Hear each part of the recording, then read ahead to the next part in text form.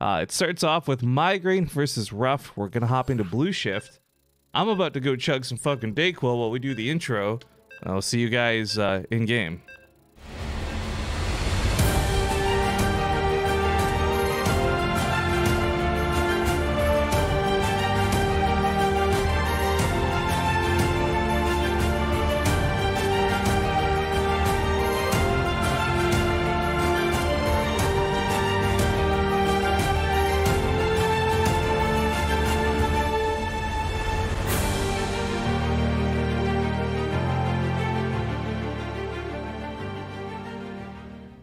Alright folks, hello and welcome to the Psistorm Gaming King of the Hill. I'm not really sure how we're going to track score, but these are best of ones and the winner will stay on when the loser falls out. There's $25 for each victory that these guys can manage to grasp today. Now obviously we've had a couple of sound issues, hopefully things are mostly taken care of, but I'll be looking to chat for feedback because once again, we're here for you guys. We're putting the show on for you guys who are tuning in and watching and joining us for some early morning StarCraft.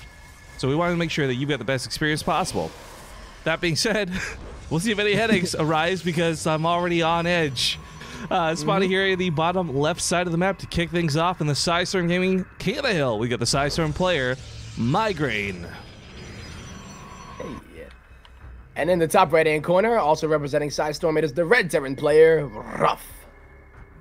Now we actually got to see both of these players yesterday if you tuned in because they played a show match series. I failed to see how much different that is. They basically played best of threes instead of best of ones.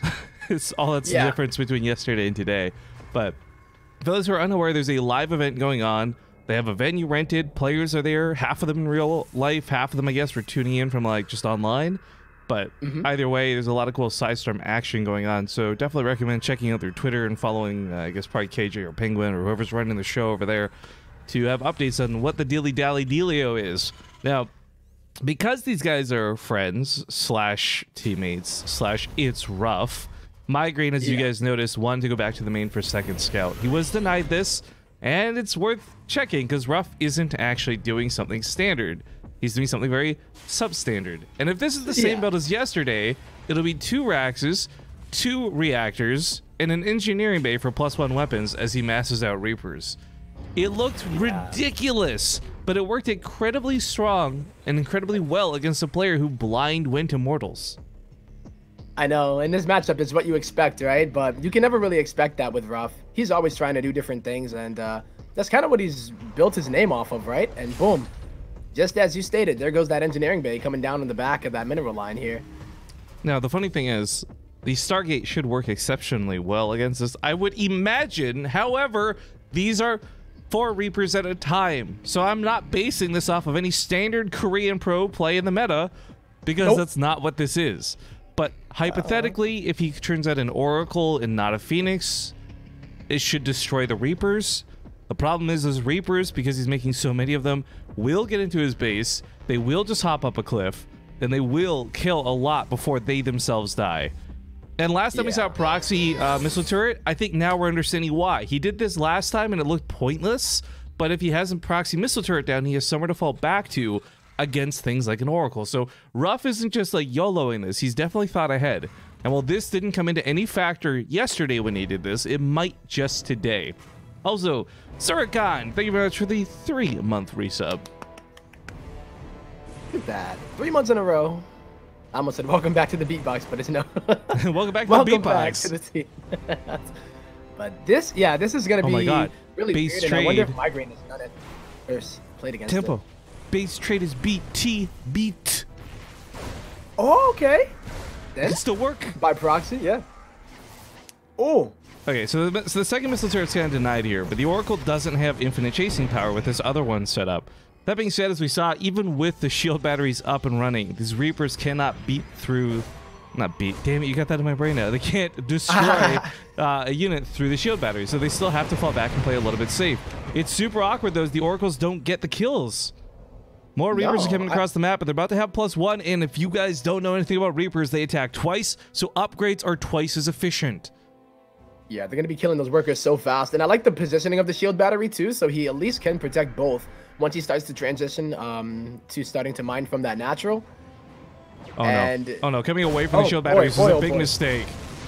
This isn't even with +1. This is just normal Reaper attacks. 4 still in production at a time too. And Ruff, is he gonna transition out of it? Or, yeah, he's actually getting an expansion behind it, and he's just gonna hop on top of the missile turret. I don't know about this one, but he might be able to get at least a few of the Reapers here. It's a sick debate though, because even just to activate the pulsar beam, you use a significant amount of energy in the oracles. Yeah. I don't know how this plays out. He hasn't even canceled the second missile turret. Yeah, it doesn't even need it, I guess. But yeah, I think the real issue is that, the energy-based damage, right? Where you run out and they're kind of dead weight. Yeah, and as we see here, Reapers are doing exceptionally well against things on the ground. They've got that +1 kicked in now. They're doing a stupid amount of damage. He doesn't even care about the mineral line just yet. He's just attacking the army of Migraine. But has this been worth it, Rifkin? I honestly don't know, because back at home he did expand. There's a pylon blocking him. That's a pain in the ass. And Reapers don't have a lot of longevity into the late game, so it's not like this transitions out like Marines do. I don't know what to make of this situation. It has not killed Migraine, though, which I think was the intention here for Ruff. Yeah, the fact that Migraine really didn't take any economic damage is a win for him. And now he has 3 oracles that can be pretty annoying throughout the course of the game.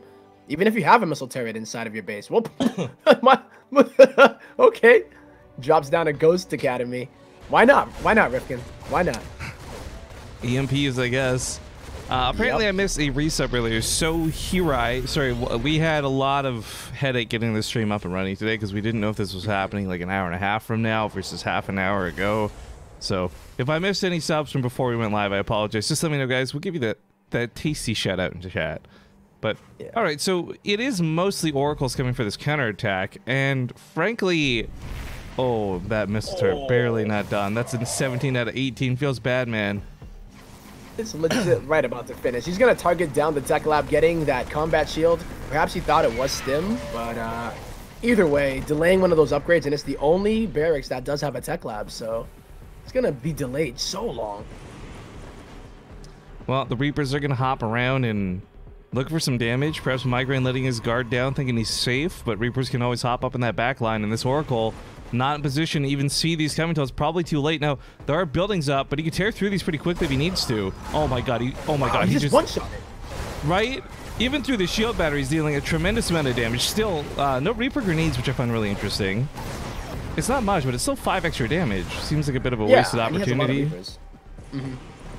I mean, okay, what's the actual kill count up, right? We talk about, is this worth it? And as far as resources lost, no. Units lost, I'd also say no. But this did force Migraine to do things that he wouldn't want to do. Like, he's putting down more shield batteries right now. He's so paranoid about Ruff following this up with something really weird. Which, by the way, isn't necessarily the best option because Ghost can EMP the shield battery and strip away all their energy. So, this is all around a really weird game. I don't know that Migraine is reacting well or not. All I know is that this is a very Artosi pylon. Oh, there's a new one that finished up. Okay, there we go. But I mean, getting Immortals out regardless, he's starting, to at least stabilize here. And going into Blink as well means that he is going to be a little bit more active. He's got to protect this. He's supply blocked right now, too. No. Stim's going to get denied. He throws down the EMP, trying to deny the damage, but he missed one. Oh, no. So close. He's able to take that out now. Do Ghosts, they do extra damage against Oracles as well, right? So yeah, anything light. So 22 damage a shot. They're actual sniper rounds. Yeah, it's going to be a pretty good little follow-up here. One that you never really see, but of course, maybe if you watch Ruff's stream, this is something that he does all the time. But Migraine, I think he's dealt with it pretty well. He's up by about 11 workers, and he didn't lose too many, at least compared to what he could have. I can't emphasize how crazy close that stim was, though. The EMP from Ruff was the right move, and if he was like 2 pixels over to the right, I think he would have actually saved it because he would have hit the EMP on that last Oracle. Yeah, that was pretty big from Migraine. Really nice move, and it makes this push really not that scary anymore. Sure, he has combat shield, I guess, but with that many shield batteries at the front, like you were saying, if he gets the EMP, he'll be able to at least get the front one, but remember, there are still shield batteries on the low side at the south. There's a nuke, Tempo, so we might not have to worry about EMP buildings if he can just nuke the buildings. But all of this is easier said than done. Oracles have had revelation on this. He knows that Ruff is coming. Reapers on the bottom side do get taken care of. EMPs go down, but it's, I mean, there's Immortals, there's a lot of Stalkers. This army is not well suited to fight this. Even with the shield batteries being out of energy, I don't think this is a fight Ruff should be taking. No, it's only Marines, and it's not like he's doing something else with this. I mean, trying to push in here against a Mortal Stalker with quadruple shield battery. If he had Stim, this would have been such a sick fight. But his timings were destroyed by that Oracle attack. Yeah. Do you think it would have been better, to even lose combat shield instead of it, right? Like, the extra HP is really nice, but I'm wondering if he just needed the DPS rather than the survivability. There's a little bit of luck at the draw, too. If the wrong tech lab had died type thing. I can't believe how convincing that would have been with Stim versus how bad it went without. But because remember, he did have +1/+1. Yeah, he's got 1/1 for upgrades. That's about to Migraine's about to get his armor. But the thing that's really interesting is like his army supply. I want to say he was two basing it, but then he throws in a third CC. He's got that nuke in his corner pocket, but now he's got no ghosts. Ruff is like, frankly, true to his name, a really rough army composition. I don't know how this is going to look going forward, but I don't know. That fight wasn't too bad. Killing 2 of the Immortals was a pretty big deal. I thought it was going to look a lot worse, and just the fact that he was able to do that without Stim, pretty nice, but Ruff definitely wanted to do a bit more there, and it's like the kind of idea of, if my timing gets messed up, do I still go for it, or do I chill back and think of something else, you know? Now this Disruptor's in play. And the Oracles are still alive. Ruff has a lot of missile turrets, by the way. I like the stasis ward. I mean, you can't land the command center there, right? So, and if he even goes and gets frozen on top of where he's supposed to land. Well, you can also do a cute little micro trick where you can pick up that Marine and keep it from getting frozen, but that's some real precise shit. Either way, that command center lands, he knows it's there, and he goes for the attack. Migraine on the top side. Ruff not responding. He's just going south. He's fine. Take my CC. I'm going to go and kill your Nexus. I don't know if this is the right move. No, it's not, because Migraine can take this out and then he can recall if he really wants to. No, he recalled the Oracles. Oh, okay. I missed that. Yep. I'm not sure why. And the SCVs were pre-pulled to repair this bunker, but there was no world in which this bunker was going to stand up to this Protoss army. So Ruff is very intentionally looking for a big old base trade in this case, guys. He's got a lot of Marauders in this. They're so good at killing buildings, better than what Migraine has on the other side of the field. Yeah, Migraine's still going for it too. It's going to go into a full-on base trade. The third base is going to go down immediately. Oh, that blink was a mistake. That blink was a big mistake. He loses almost all the Stalkers jumping in the main base. Without those depots being down, the Disruptors waste their shots on SCVs. Third base dies, and it's a trade for a trade so far. And with no recall capabilities, I think Ruff actually might win this game. All he has to do is not keep... I'd really love... Oh, he's got Ghosts. He's got Ghosts in these medevacks. Oh, and he gets an EMP on everything. I want that nuke, though, boy. Yeah, I wonder if he forgot about it. No, he knows he has it. He just can't actually use it here. He's got no cloak on the Ghost. But as far as an actual trade goes, I mean, the Marauder's going to pick off anything that comes in. Big kill on the pylon, so stops reinforcements. Another Nexus is going to go down. And these probes are just scared. Migraine's coming back home with his army, but it's so slow moving. There's no Warp Prism to accompany this. He's chasing the probes up the ramp. Stasis Trap's coming down desperately to buy as much time as he can here in the high ground. I think Ruff's going to pull it off, man. He's up to 73 army supply. He even hits off those stasis wards, and Migraine, before the rest of his army gets home, is going to lose the one that's inside of his main. And this is a rough game.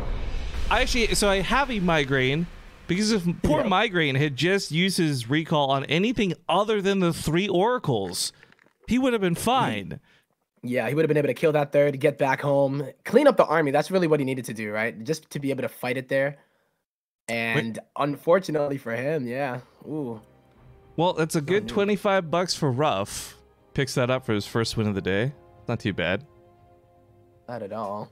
What a weird game. Like, look at the graph, the army value. At the end of that game, Migraine's army value was so much higher than Ruff's, and then he just didn't have it in the right spot, I guess. I don't think that's a game where Migraine consistently wins that either, by the way. I think that's a game that Migraine, like, we can highlight one small recall mistake, but realistically, the same thing that we said about Ruff. That Stim timing finishes when it was meant to, and Ruff actually kills him with the first attack type thing. Like, that's a very rough game, for lack of a better word, and I think that it was enjoyable to watch. I hope you guys liked it. We're going to play a quick commercial real quick while we figure out what the next match is. As, yeah, like I said, there's about 14 players or something we're going through today. So we'll see you soon.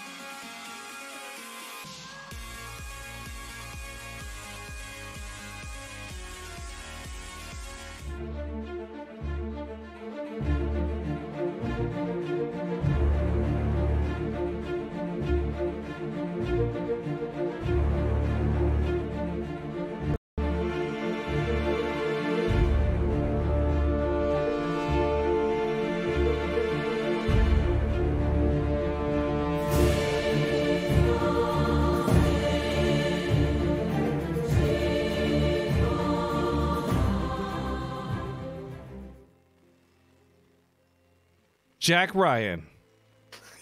100%. You guys are tuning in for some Jack Ryan. Spawning down here in the bottom left, we've got Jack Ryan. And in the top right-hand corner, we got Jack Ryan. Now, Jack Ryan is just an analyst. All right. Guys, in the bottom left is the current king of this hill. We've got Ruff. And in the top right-hand corner, it is the red Zerg player. It is End of Line. Now, I think Ruff is going to be a very interesting player to be the king of the hill. I think that Ruff could probably take a best of one off of any player, given him being the challenger. But being defending like this, every player knows what they're coming up against. But yeah, that doesn't always make it easier. The problem is with Ruff, it's not that he's got a predictable build. He just has a predictably weird way to play the game.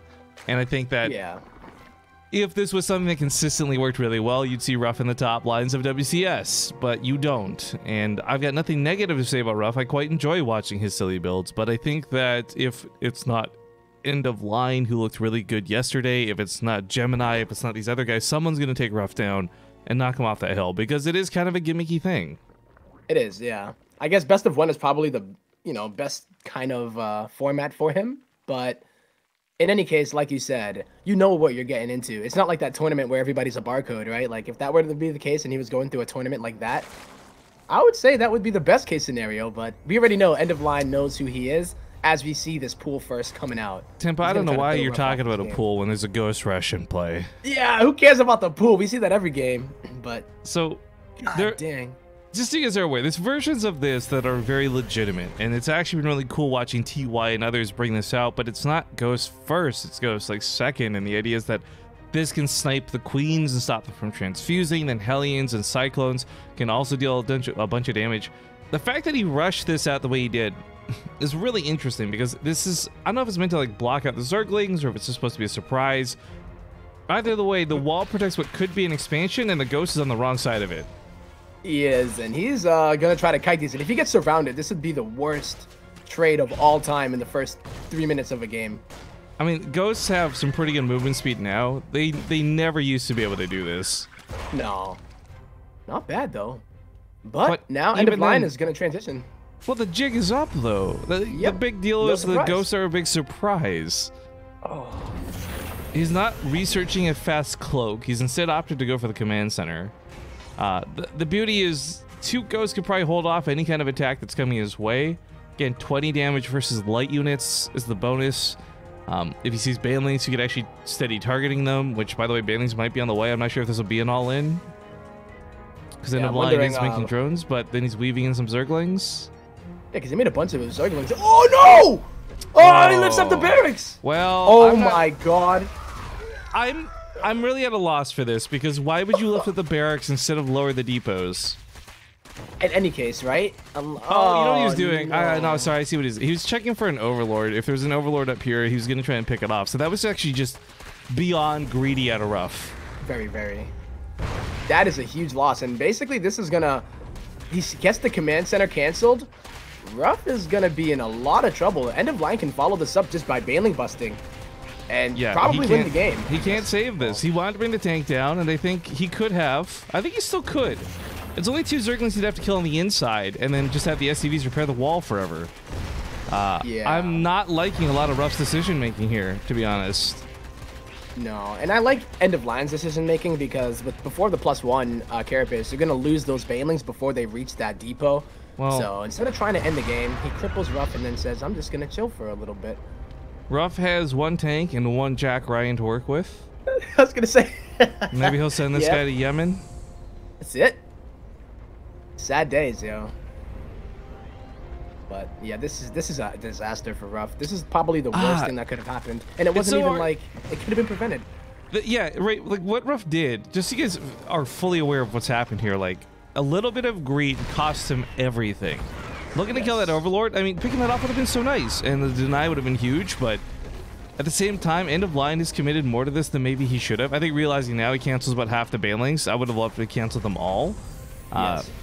And I'll give credit where it's due. Ruff is like, I like where he's landed the barracks to get the siege tank some surface area cover, and he's using a tank to cover a tank. But so much of this is like on the back end of a supply block combined with just like losing 2 ghosts unnecessarily. This is a really bad start for Ruff. Like A for effort, but absolutely. What is there a score worse than F for execution? Like, I don't know.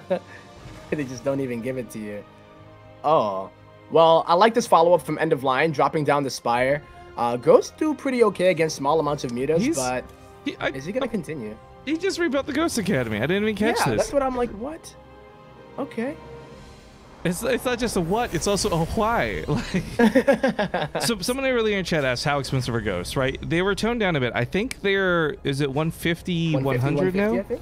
Oh, is it even less now? Oh, hang on, I gotta look this up. I think yeah, because what was it, like 150, 150? Well, I know the mineral cost was brought down, because the big thing was they used to be 200 and it made them totally not viable, but it's 150, 125. So 125 gas, 150 minerals. Very expensive units. Things you're not churning out very easily. But I just want to be like, used correctly, I expect these to do well against... You can actually steady targeting down a Mutalisk. He scans the main base and sees no layer, sees no Spire, because it was put down at the natural. So for Ruff, that scan is going to suck. It's the first amount of scouting he's had this game. There's Baneling speed on the way. And I think the Mutas are just really got to catch him off guard. But yep. I'm looking at this and like ghosts have really good auto attack range, a lot of good auto attack damage against Mutalisks. The steady targeting will actually kill the Mutas too with 170 damage. Yeah, Mutas only have 120 health for context, folks. Like this is something where the ghosts can still work out, but I'm afraid he's going to throw these like in the medevac and like be just out of position for it. It seems like he's getting ready for that, right? To go across the map with these. He doesn't have cloak or anything like that, too. And the worst thing that could happen is if he leaves and the mutas catch the medevac, And then it's just like, okay, it wasn't meant to be, but at least he did get the engineering bay, and he does have turrets up, so the mutas aren't going to outright end the game, but they're going to keep him on these 2 bases for quite some time. Come on, steady targeting, steady targeting. Yep, I like it. Love it. Not bad, not bad. 100 minerals, 100 gas for a muta. It's very expensive. Not something you want to lose like that. And End of Line did delay his 3rd base there, so he decided to double expand. Now he has a 3rd base and a 4th. And I mean, he's just going into a more standard style. Is he going to just straight up do Lingbane Muta here? It would not be a bad idea. We have some Twitch emotes specifically for marbles, but never before have I realized the potential that Ace Jesus Take the Wheel would have in terms of relevance on watching a Terran player build. But that's kind of the best emote for what Ruff's been doing this game. Yeah, there's not a more perfect time to use it. As that, I don't even know what to say. As far as the buildings and infrastructure goes, it does seem like Ruff is going for some weird biomech. Yeah, but he's not completely going into it. He's, at the end of the day, Ruff's on 2 bases, 48 SCVs. End of Line's on 4 bases. He could probably take a 5th and 6th if he really wanted to. I mean, Ruff is just, I don't know, dude. I want to believe in the power of Ghosts. I want to believe in the power of Cloak. I just don't know that this is going to work. No, I mean, we've seen Ruff pull some weird things out, so even in these situations where it's like, there's no possible way he could do it, who knows? Maybe End of Line messes everything up with the engagement. All of the Overseers get sniped out and the Banelings don't connect with the Ghosts. But as things stand here, the economic advantage going to End of Line, and just the upgrades too. Just continuing here. Hive is on the way. Getting up the Hive and a double Spire? What? I mean, the funny thing is, End of Line, if he goes Broodlords, he's shooting himself in the foot. Right. He almost playing right into Ruff's hand. Yeah. Right. But this is mass Ghost. I don't have an accurate description of how I feel. Germans tend to have words like this that describe things very well, but Ruff's in this limited English, 3rd base. Hey, he gets it up. Wow. I'm intrigued though. I must say, I do like the fact that it is so different, but in StarCraft 2, sometimes it just comes down to who has more stuff. But on a map like Lost and Found, it can be pretty tough to actually get the engagement. So I hope End of Line doesn't just throw his whole army away and then some weird counterattack is able to kill him. Well, what really kills me with this is if End of Line was not going for this weird Hive tech, not looking for blinding clouds or anything like that, I think if he just masked out Lings, kind of like you watch Rogue do, I think Ruff dies. Get a Geno Glands. Like if End of Line with this economy has 50 Banelings, 80 Zerglings, and like 10 mutas, you just A-move. There's not even a lot of micro required for that. No. Oh god, because Ruff won't have enough, but he's giving Ruff time and a chance as well. So I just had a co-op heart attack, by the way. I don't know if anyone who's watching plays co-op, but for a brief moment, I'm like, holy shit, why are propagators coming? Oh, wait, they're changelings. Never mind. Oh, no, dude, I hate that. Those are the ones that just, like, touch your units and then turn them into propagators, too, right? Yeah, that was that. I'm not sure if it's this week or last week's mutation, but it made me want to strangle somebody. Because, like, I'm playing with a Tychus. Tychus only has 5 units he needs to pay attention to. And yet my co-op buddy, my rando, can't seem to manage to micro 5 fucking units against a propagator. It's tough, man. Coming from League of Legends or something is, it can be pretty rough if you're just used to controlling 1 unit. So, like, I'm gonna play this StarCraft game today. Well, there's a pretty nice amount of Banelings that just got made. I think the problem is still though, like, the timing for this is a miss. Banelings do not, like, let's really emphasize this because people have a misconception. Ghosts are not light units. They're psionic just like a queen. Banelings do not deal bonus damage to a ghost. No. The only good part is that it would at least cancel all of the steady targeting. So if he does decide to really go into this Broodlord and how much he does invest into it, he's going to basically need to stop the ghost from steady targeting. That's really the goal here. He's making like a ton of Thors for his anti-air. I'm so confused, man.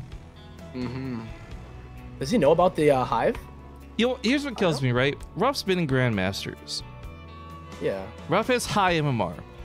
Yes. And yet, there are times where I watch a Ruff game, I'm like, I have definitely played against players better than you in Diamond.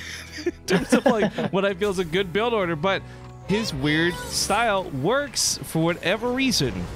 Exactly. Yohasi, thank you for the 32 months, by the way. Hey. I like the Thors in the sense that they would be able to take out Broodlords, but it's not like he knows that they're Broodlords, so I think he's actually making them for the mutas. Yeah, exactly. They're here specifically for mutas. You don't build Thors into Broodlords. No. But here we go. Doesn't even need the Broodlords yet. He's just going to mass up on these mutas, and the Thors are a little bit late to the party. And down goes a base, just like that. We out. It didn't even cost End of Line all that much to do that, by the way, guys. Most of what he lost was Zerglings. He actually pulls back a lot of the Banelings. This was so expensive for Ruff, and while it was still objectively costly for End of Line, he's got the economy to back that up. I show you the income advantage, not because I expect you guys to not know that it's been a Zerg heavy game, but just to really emphasize how much this has been a Zerg heavy game. 2,000 mineral peaks over his opponent per minute. 13.5 minute mark too, right? Like this isn't just a little bit of income lead for some portion of the game. It's been 13.5 minutes of End of Line having a massive economic advantage. Like that is huge. End of Line just been kind of surviving. Can order the guac without thinking about it. Yep. Don't even care. He pays for the free chips that are at his table. Yeah, that was I can't remember who said it. It was a comedian though. He's like, I don't want to be rich. I just want to be rich enough that I can order the guac without thinking about it. Yeah. Who would that be? I don't know that one actually. I just feel but like I share the same sentiment too. Like, yeah, right. Like I'm not looking to own a Bentley or a mansion. Hell no. I just want to make enough money that I can order the side of fries without thinking twice about it. Also, I want to know something. So we've been focused a lot on Ruff. End of Line's done a couple of really cool things this game. Aside from like I think missing out on earlier timings and compositions, he's done things like he's got a little bit of circling control. But what kills me is while he's got really nice map control through this, his creep spread is beyond lacking. In fact, yes. I don't even know if he has any creep tumor. He's got 2 or 3. Yeah, there might be one, just connecting the third in the natural. But other than that, not a single creep tumor was seen this day. Okay, I guess I think that's a huge misstep, frankly. Not just because like it's harder to see things like Hellions coming, but it's time Ruff would have to stop and spend cleaning up tumors. And I mean, End of Line has had this really passive opponent he hasn't had to do anything against for the majority of his game, so it's like, what stopped you from spreading creep? Probably busy brewing some beers. I know, right? He's after that ghost catch, he was just like, okay, well, I'll need some of these to deal with this. Uh-huh. But we've got to the point where Ruff has massed up a pretty decent army here, and by the time, no, it's not going to hit with +2, unfortunately, but End of Line is still on a, you know, Mutiling Bane, only 3 Broodlords. They're going to get sniped off pretty quickly here. Oh my goodness, oh my god, here come the Banes, though. Yeah, but the Mutas Clomp, the Mutas Clomp, no, you what never are you doing? Thors like this. Oh my god. Okay, I guess he cleans it up, but... No, this was terrible for End of Line. Like, he's had the economy to back up a lot of these attacks, but not this one. This was really expensive for him. He's going to steady targeting down what he can. He falls back behind a missile turret. He's going to lose some of the tanks. I mean, Ruff lost a lot of his army too, and I think Ruff has a harder time recovering, but this was devastating. End of Line had such a good army that he just threw away. Like a little bit of micro, and I think that goes very differently. I think Ruff is actually dead and out of the game, but just stacking his mutas into Thors when there's 4 or 5 of them, yikes. That's a huge yikes for me. And you saw how the Overseers came like, yo, I heard there was a fight over here. Like, you need some ghosts to be detected? They came after the fight was over. He almost gets the last Broodlord too, by the way. You can auto-attack it down. You could, if he just pops in there. 2 Broodlings are not going to really do too much here. Chose to snipe the Overseer instead. This planetary is holding on. Tanks are actually not helping. Tanks are doing a lot more friendly fire than they are doing good, but End of Line has used most of his bank to remake a lot of things. We'll see if that's enough. These ghosts, I guess like the beauty of them being alive all game is they had a lot of energy. Yep. Oh, he's about to lose a medevac. Pull him? No, okay, it's the unload. Ooh. And this is what you were talking about, Rifkin, just massing a bunch of lings here. There is no Overseer, so actually I think they're at the top side by the 3rd base. Cloak's a non-issue. Cloak's a non-issue here. That's all he really needs, and it's a very cheap way to take out a relatively expensive mech army. And he gets the 4th, so the 4th base goes down. So despite, you know, kind of thinning out the mech army, the economy of Ruff is starting to really go down the gutter too. What do you mean starting? Tempo. For 17 minutes, his economy's been in the gutter. No, it's been climbing up the gutter, and then he like grabbed onto some slime or something and slipped all the way back down. Yeah, maybe he grabbed like one rung on the ladder. That's about it. Like, just look, and then it broke in half. Okay, so the Thors are in transformation mode. That means single target, which means more damage versus armored, so he can actually take on the Broodlords a little bit better. But that means he does worse against the Mutas, which are still a very present, very real threat. Yeah. Doesn't keep any of them into that mode, so there's going to be no real splash damage here from the Thors. There goes one of them. Let your wings fly. Spread your wings, Thors. He's actually holding on, but, I mean, is he though? Yeah, I don't think there's a better use of the in control is he though than that moment. Oh. And like you said too, like as far as the creep spread goes, imagine if this creep was at Ruff's door. Right, all these reinforcements. He could bring queens to fight with it too if he wanted to. But as it stands now, Ruff lives to fight another day. Even though he is down to 45 SCVs, the army value does stay relatively the same between the two. The Cyclone follow-up to this is interesting. And I hate to say it might work. The Thors are going to be a big problem. I think End of Line is thinking more about... Excuse me. He was thinking about more Broodlords, but honestly, I think more Mutas wouldn't be a bad way to go about this. Just split, like, actually split them this time. Yeah. I mean, all he really needs here is Ling Bane. I think Mass Ling Bane, rather than going in only with the Lings, he just needs the Banes to kill the Hellbats, and then if he gets a surround on the Thors, he should be able to clean this up, because Ruff is only on 2-2 as well, right? He never started +3, and he's on his last legs, so all End of Line needs to do is just survive a little bit longer, and then when Ruff oversteps onto the creep, get a full surround on everything. I actually think End of Line might be dead, as much as the numbers don't look like that. Yeah. I mean, the Banelings are coming out now, but there's actually quite a few SCVs being pulled from Master Pairs. It's going to be hard to get these actual kills on things like the Cyclones, and these run-bys are killing hatchery after hatchery. I mean, even if he loses the Cyclones, it's going to cost him so many Banelings to do that, which means there's now no Banelings to deal with the Hellbats. Well, not no, but there's almost no Banelings to deal with the Hellbats. And there's still Ghosts in the mix, too. End of Line going to pull drones, and it's a Blue Flame Hellion, Blue Flame Hellbat that he's pulling it against, and this is, oh my god, this could be huge. If he kills these Mutas, he should be able to continue to push in for the win. Is this really happening? No way, right? No. I want to say no as well. I'm having a hard time believing this, but the Thors are holding on. What? He's got to deal with one Broodlord. It's the real big thing to contest, and there's like, what, 8 Zerglings on the reinforcement line? Yeah, Let's just auto-attack another Broodlord. Oh my god, is it steady targeting? I can't. No. No, he's pulling all the drones. Oh on no. On the Blue Flame Hellbats, it stays alive. Everything is getting roasted, and look at the supply, 63 to 40. End of Line is going to lose this game. The supply has told nothing about the tail of this game, if we're going to be brutally honest. Like, nothing about the supply is reflected this like it should, and I think, yeah, the Zerglings going to have a hard time getting through the Thors. The Ghost auto-attack damage will deal with the Zerglings. They got 24 damage a shot. We've still got SCVs that can be pulled over to repair. I don't know what to say. Jack Ryan. That's all I got. Goddamn, Jack Ryans did so good this game. All 3 of them. He's in Yemen right now, Tempo. Yeah. Living the dream. And the Hive is going to go down. Queen comes out too, but I mean... Oh, he got a new Broodlord. It's transfusing it. It's also translosing it. Translosing it. Well, actually, hold up. That one Broodlord just MVP'd. That Queen, more so. She kept the Broodlord alive through Ghosts and through Thors. Okay.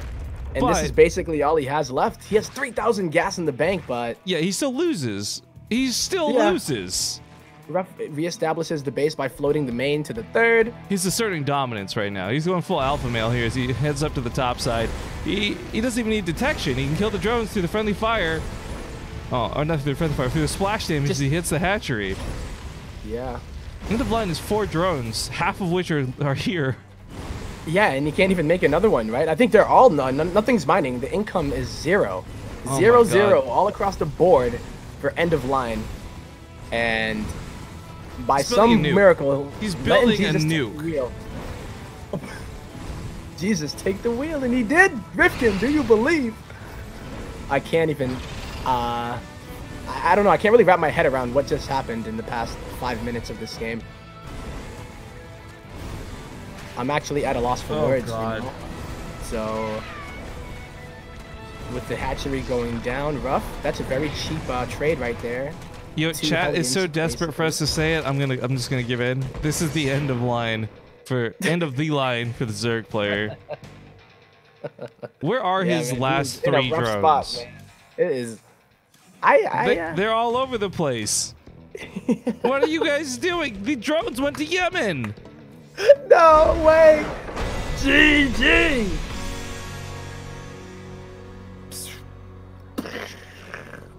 I need an adult after that game. Rifkin, can you be my adult? 2 very different reactions from us on how that game ended. Congratulations to Ruff, who defends his title as king of this hill. Can I get a yikes in chat, guys? That's all I got. We're gonna go to commercials. We'll see you in 2 minutes. We'll find out who comes up next to try and take on Ruff.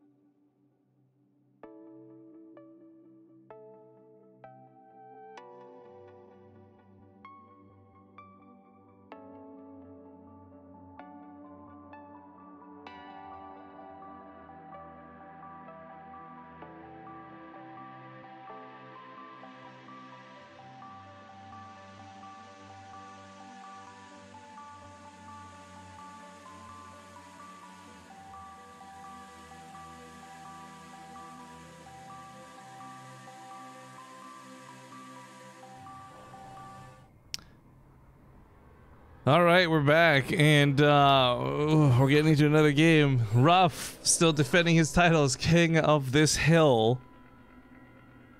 And you know what they say. In the game of throws, you win, and then you lose.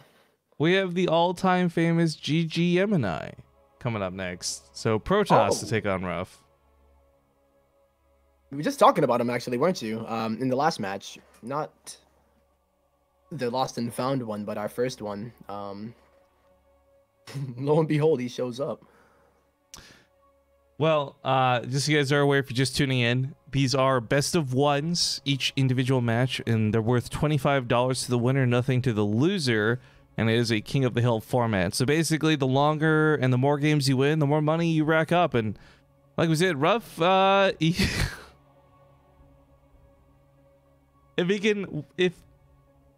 I feel like it's less about saying if Ruff can win and more like if his opponents can keep making mistakes, Ruff will just stay on top of that hill. Yeah. But I gotta be honest, while I don't know much about End of Line, I've seen and heard a lot about Gemini, so I expect better from him. And we'll see if he can take Ruff on. Same and pretty rough. Yeah, and he's had a chance to, maybe if he's been watching, he's had a chance to at least see the game against Migraine. But then again, it's not like Ruff is probably, I mean, he's probably not going to do the same thing. He has so many builds up his sleeve. And it's all about, I mean, usually you would think it's about Tempo? surviving the wackiness. Yep. Boop, beeps. I heard it. See you guys in game.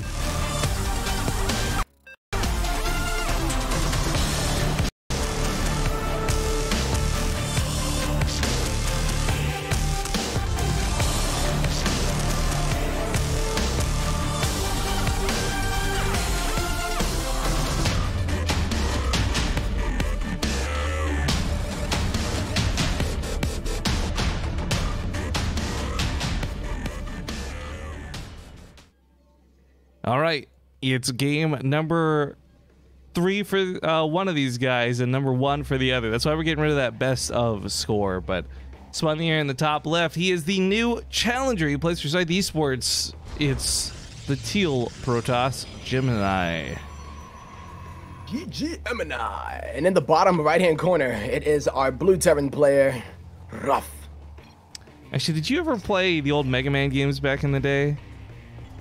Oh, yeah. There was Gemini Man, and he had like that whole teal / crystal level, so I feel like the color suits Gemini very well. Yeah. I wonder if he was inspired by it. Maybe. I used to love those games. Even though they were hard as hell. Yo, those games were so punishing. I don't know why you put yourself through that. Or why we did. Dude, Woodman and Airman? Easy. Yo. Cutman and Proto-Man.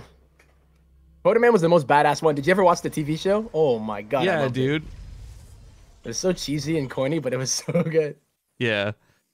All right, so Ruff is engineering bay blocking Gemini. This is something we've actually seen him do pretty consistently through the series he played yesterday, and I'm not surprised to see him do it again.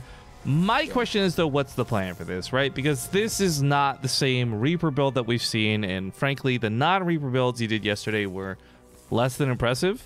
I'm not going to say that Ruff can't win, and chat is, or was chastising me for questioning a lot of Ruff's decision-making, but you guys have to understand, I'm not questioning it because, like, I think, like, oh my god, if Ruff does this, he can't win the game. It's like, if Ruff does this, he shouldn't win the game, but still does. So it's like, again, combination, like, Ruff doing things okay, but also, more importantly, his opponent making mistakes, and I really strongly feel like if Gemini just plays a solid game, if he doesn't make big, silly mistakes, I think he can take on whatever Ruff throws at him.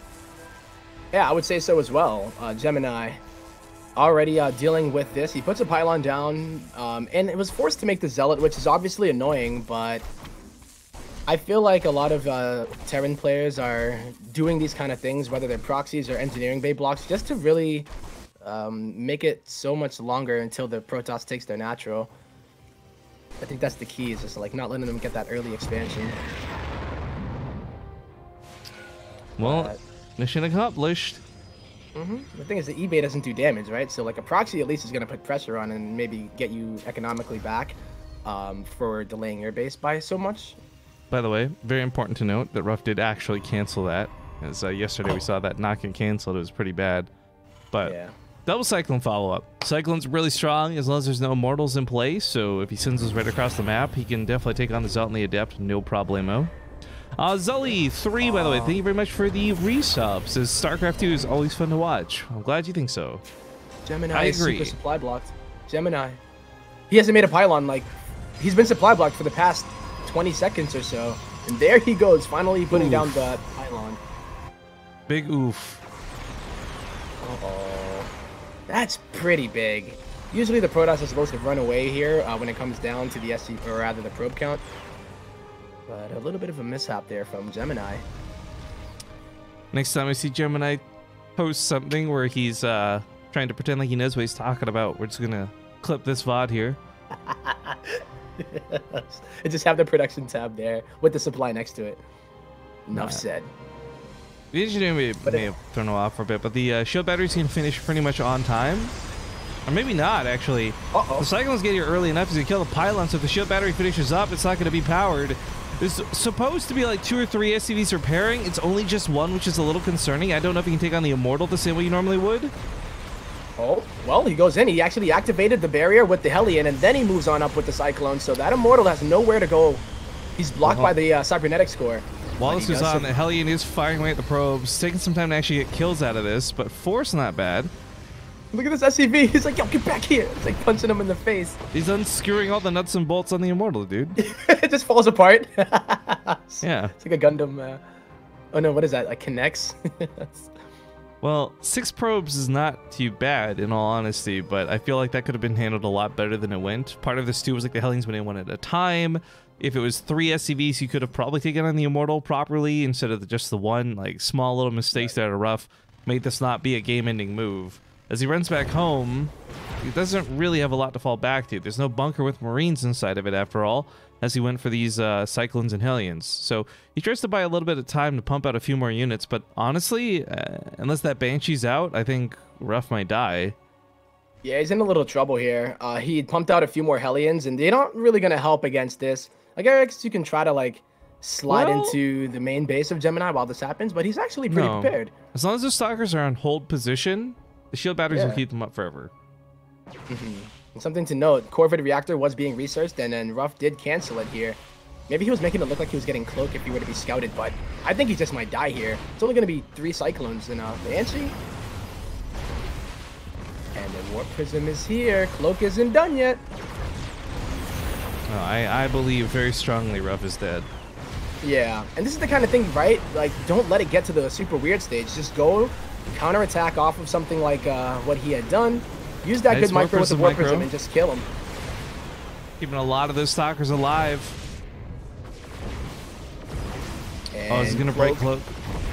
Yeah.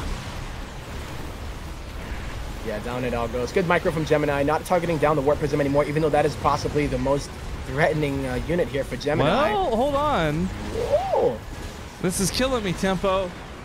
It's another 14 instance workers, of like... though. Yeah, but...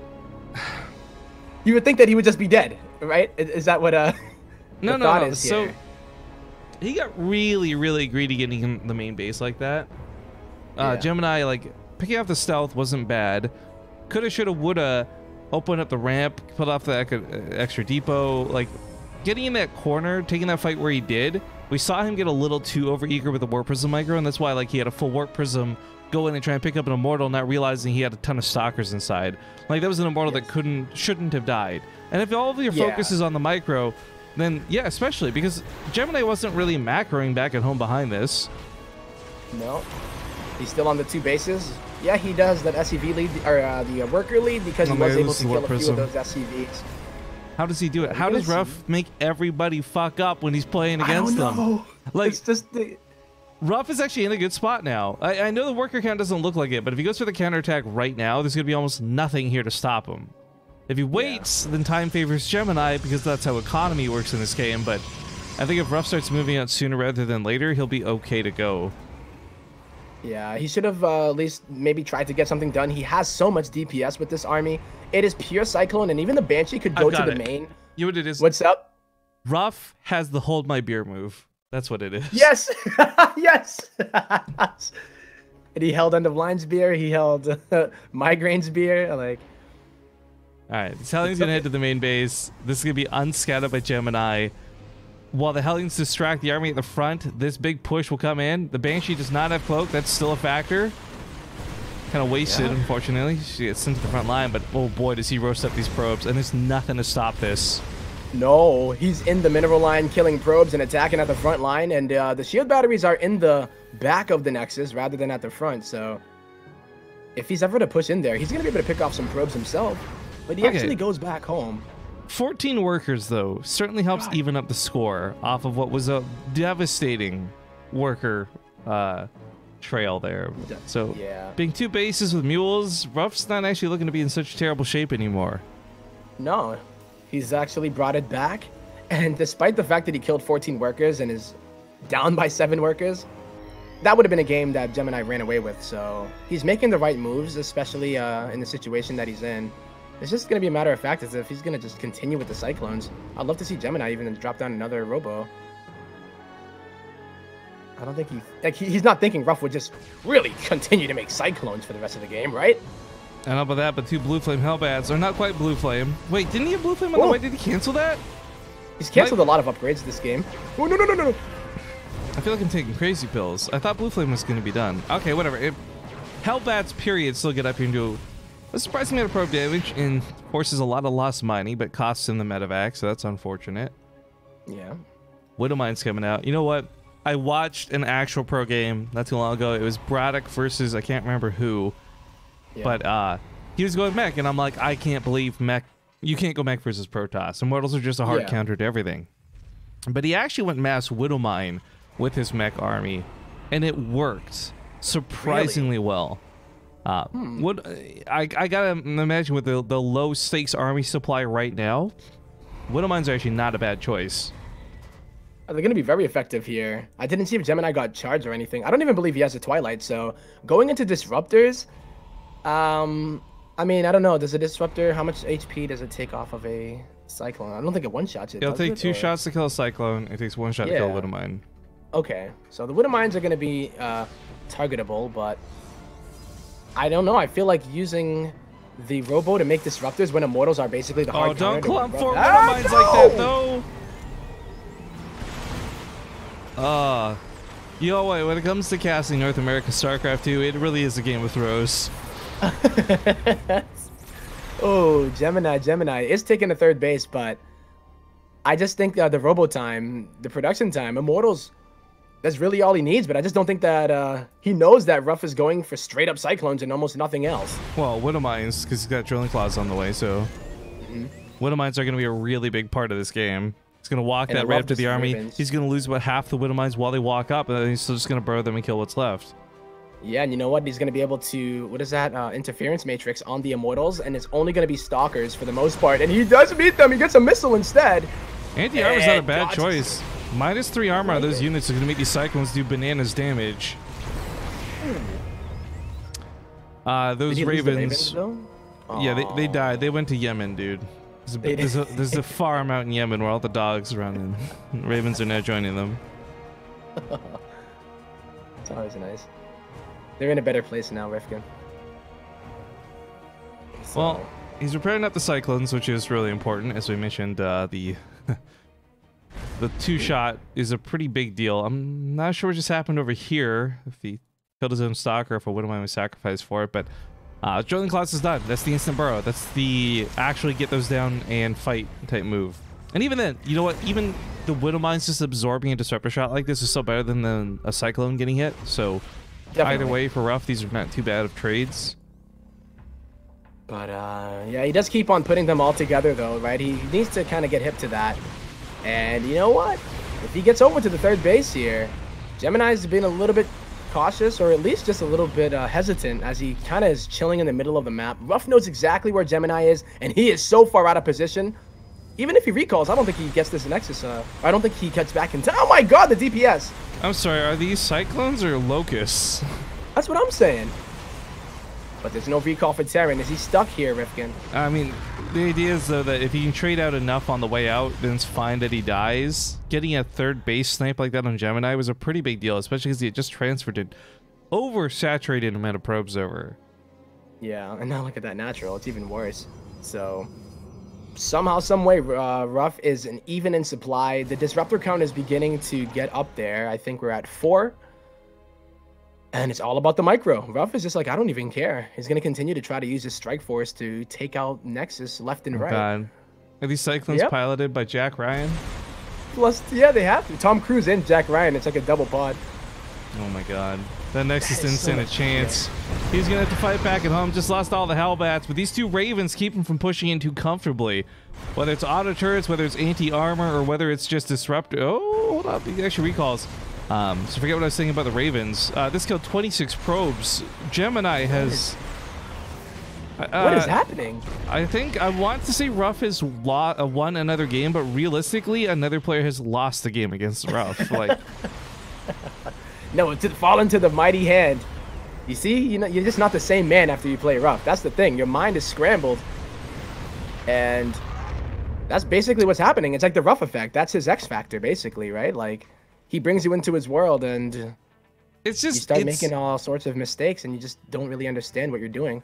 It's really exceptionally painful to watch when it's, you know, that like if you did like a normal build with like decent macro, like you go Robo, you get like a Stargate 2, some Phoenix out, like I'm not saying that like there's only one way to deal with this. There's a lot of ways to deal with this, but I'm saying it's like just basic Protoss builds with better reactions, I think handle everything Ruff's is doing.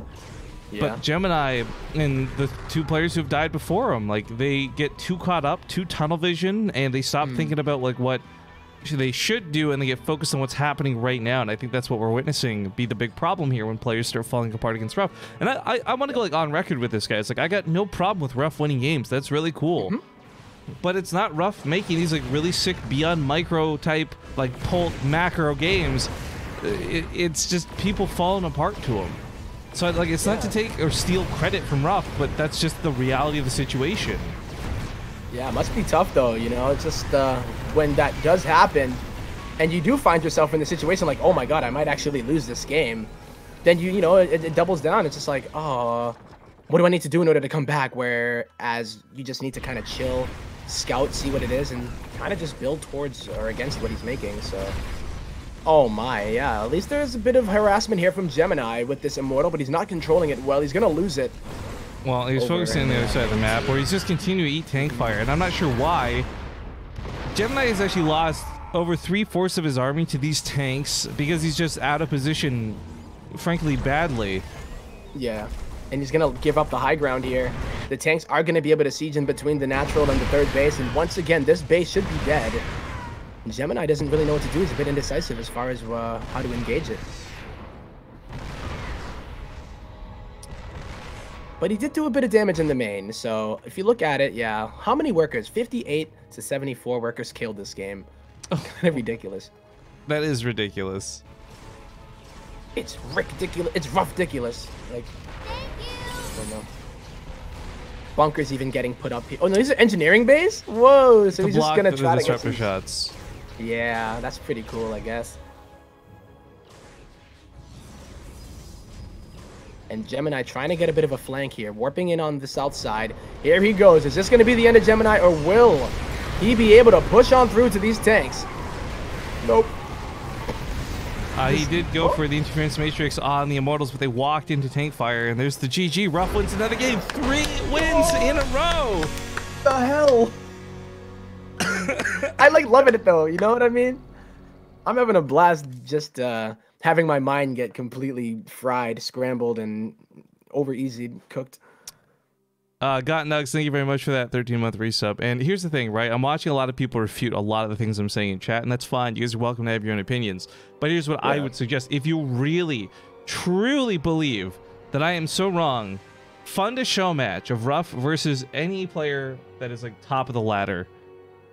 Not only are you giving money back to StarCraft 2, but you could prove me wrong by having Ruff either win that show match, or you donate players to other people who... Point is, like, I don't agree with you guys. You're welcome to have your opinions, and that's totally fine. But, like, I'm just going to say unequivocally, Ruff does not win any best of 5 versus any player who knows what they're doing. And I think what's happening with a lot of these Psistorm players is they just... They fall apart to him. They're falling apart. And that's not a negative thing against Ruff. And a lot of you guys who are interpreting it this way are frankly like, I just feel very stupid, or you're so blind faith Ruff that you hear any criticism of him and you're like flipping out like, oh my god, he's speaking up against Ruff. Like, oh, we gotta revolt. Like, just calm the fuck down. Ruff's winning. We're okay with him winning. No one's upset that he's winning, and no one's making these negative comments. But it's like the House effect, where it's just like, what is happening? Gets everything so weird.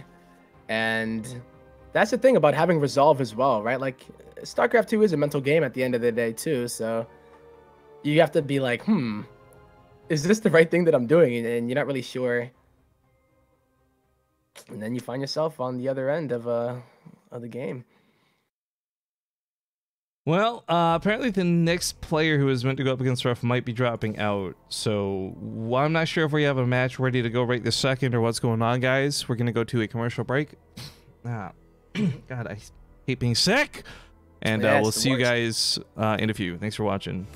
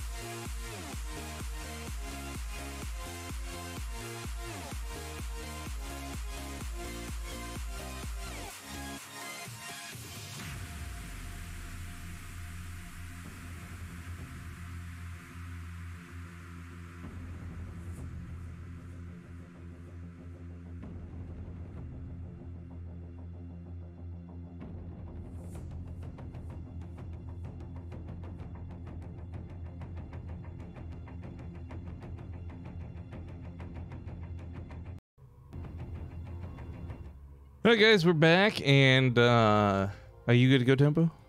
Yep. All right, then players say they're ready. Let's hop into Cerulean Fall. We'll get you guys caught up if you're just tuning in on what you missed, and we'll see you in a few.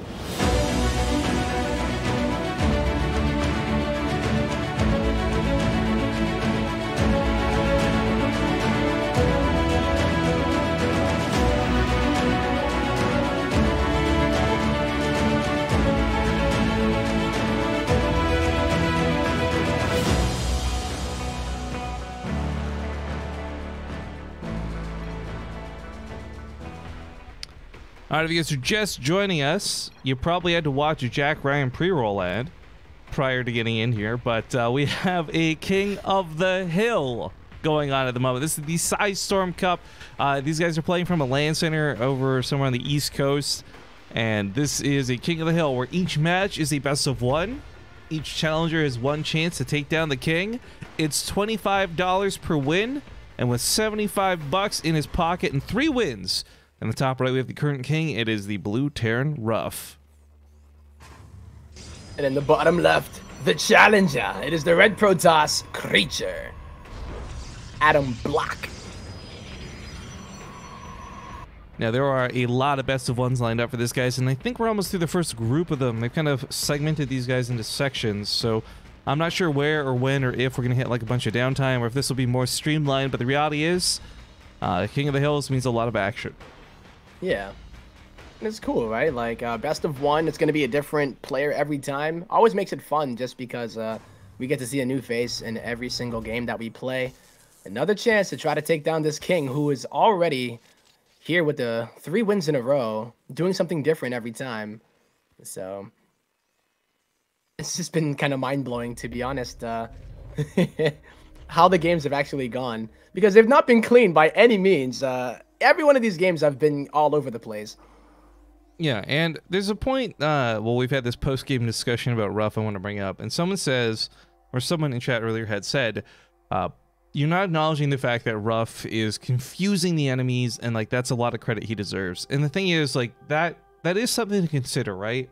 But confusion isn't always, like, a good thing. Like, oh, he's building very poorly. I'm confused as to why he's doing this. And then you have 2 choices in that situation as the player who's fighting against him.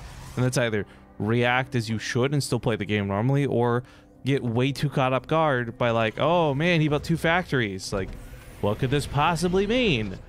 And I really, again, like, people are taking my words and twisting them. The thing is, like, Ruff is winning these games and that's cool. There's no hate for Ruff winning the games. But the thing is, again, like, it's a lot of these guys are throwing themselves onto Ruff's sword rather than him stabbing them. And it's another game where it's just, it's 2 factories and there's a starport opener to this, Stargate opener to this. Something that I think that if done correctly can handle this, not as well as an Immortal, but can handle the situation. But I think that we see some misscouting, Creature will misread what's going on and he might just overreact in the wrong way. And that again is like something great for Ruff, like, woo! Yeah. But I think if Creature just plays true to his course, I mean, he didn't scout this. I'm surprised he didn't keep that probe out there continuing to scout this. Because back on the other side of the field, he saw no expansion. He saw a reactor on a factory this early. I mean, like, all signs point towards a big all-in. Yeah. Even putting 1 factory in the main, though, is like, okay, well, something weird's about to be happening. But the fact that that other factory is on the other side of the map, it's that incomplete information. And, like, you know, any situation, if you have an expansion and you realize that your opponent is rough and is going to be doing something like this, just play extra defensively even. Like, you know, it's more so about also not maybe overreacting, but in this situation, I think it's okay to actually overreact. And if these Cyclones can kill the Stalkers, it is going to be pretty tough, but the Oracle is going to be able to add some DPS. And Creature... No, but see, this is like Creature right off the bat, right? He targets the Cyclone instead of the SCVs repairing the Cyclone, so of course it stays alive for like 20 seconds longer than it should have. Now he's got things depowered, and the focus was on the wrong part of this fight, and this might just be game over. This Even could be with this second Oracle coming out, yeah, they're just going to kill probes. Oh my goodness. Yep, the Hellions are going to survive, and Creature has nothing. The Oracle is out of energy, and without a solid backbone unit like that Immortal, Ruff has... This is it. It's all she wrote. Ruff has another $25 in his pocket off of another victory. Down to 4 workers. I don't care what you build. There's no coming back from this. GG's. 4 minutes, 29 seconds. Write it down, boys. People usually judge money by the hour. Ruff just made $25 in 4 minutes. That's not too bad. That's not too bad at all. That's that Oprah paycheck right there. That's Oprah. He's in Oprah territory. Oh, okay. Yeah, Oprah Terran. That's what we'll call him, the Oprah Terran going forward. Well, that was actually so quick. I don't even know if the next player is ready to go. But what I can tell you guys is that we can't play commercials. So we'll do the next best thing. Play some fucking marbles. Marbles? You betcha. Let me get this bad boy up here. I think it's bad for my health how addicted I do get when I'm just like, this is stupid, and then I'm there for 3 hours in a stream, and I realize that I'm not one. I can't even place top 10. I don't know the meta. Why am I getting picture? There we go. It's tough. I try to veto certain maps in the marbles, but it just doesn't really work out. Oh god, choosing that I'm weak on. Choosing to sub when people are spamming play is the worst thing you can do. I gotta scroll up from this to try and catch these names. Kettle is God, thank you for the 2-month resub, and then MTA World PC, thank you for the Twitch Prime. Glad to have you on board. If you guys want to play the marble race, all you gotta do is type !play in the chat. Where'd all the other marbles go? Boak, if you missed it, we did a reset. That way we could have winners pick the new marbles. We could have people actually get a chance to put more on the sub side or the non-sub side. And if you guys don't know, tomorrow, October 1st, the BaseTradeTV ball goes live. Here's a quick peek of what it looks like. It's really shiny and nice. Anyways, the BaseTradeTV ball will be available for anyone to purchase, and of course available on BaseTradeTV. Yeah, come tomorrow. But that being said, folks, we got 163 racers. Holy fuck. Good luck to the winner. I'm going to hit start. You got 30 seconds to get in and type !play if you haven't already. See, this is what I love about this. Yeah. Wardy goes too all in with this. Wardy does like a 24-hour marble stream, which, by the way, he bitches out of. He can't even make it 20 hours. He didn't make it? Oh, no, he stopped at 19. What a baby. He even did StarCraft in between. But the reason I bring this up is not to take shots at Wardy, but I think that this is the great in-between mini-game. This is like, oh, there's downtime because the game ended in 4 minutes and 29 seconds. Great, play some marbles, right? That's how I think this should be used. And it's been a lot of fun. I'm glad we discovered this game. I can't even take credit for it. I was watching one of my favorite streamers, Loserfruit. She was playing this on her stream casually one day. I'm like, holy fuck, what is this? I want this. Uh-huh. That's awesome. And they're off, though.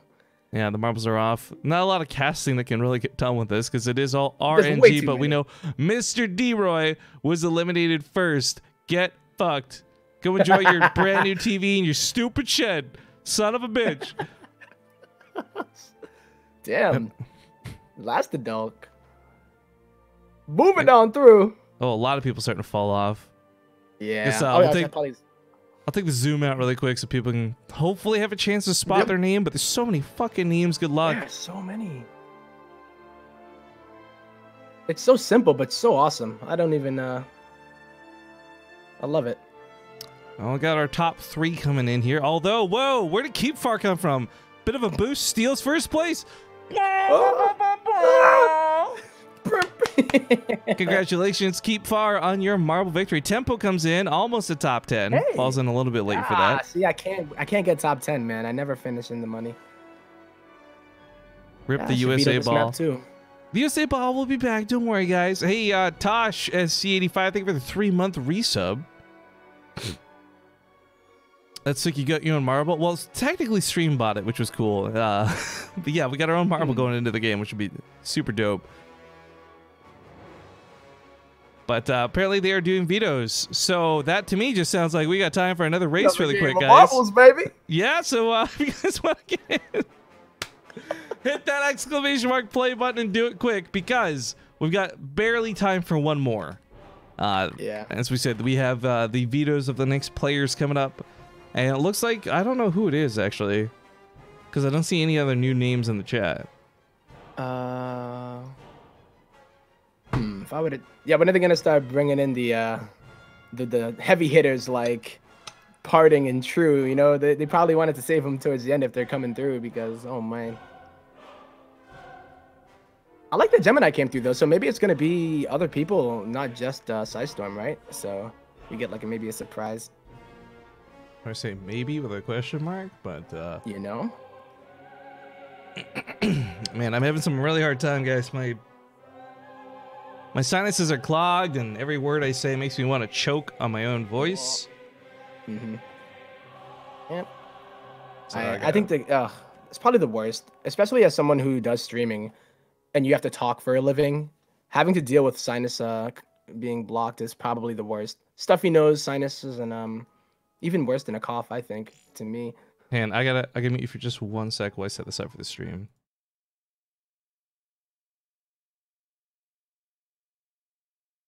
Here we go. All right, guys. This is before we do the race, because I just got invited to the game. Where's the freaking webcam here?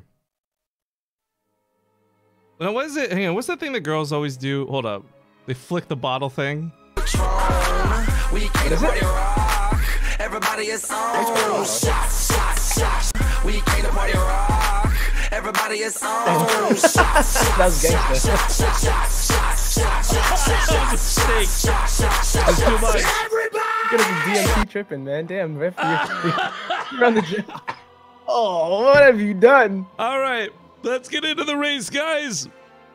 30 seconds starting now. And then we got the game to get into next. What flavor is it? It's ass flavors. Ass flavor. All right. Oh, God. Dayquil, carry me home. Country roads. Alexa, play Despacito. Woo.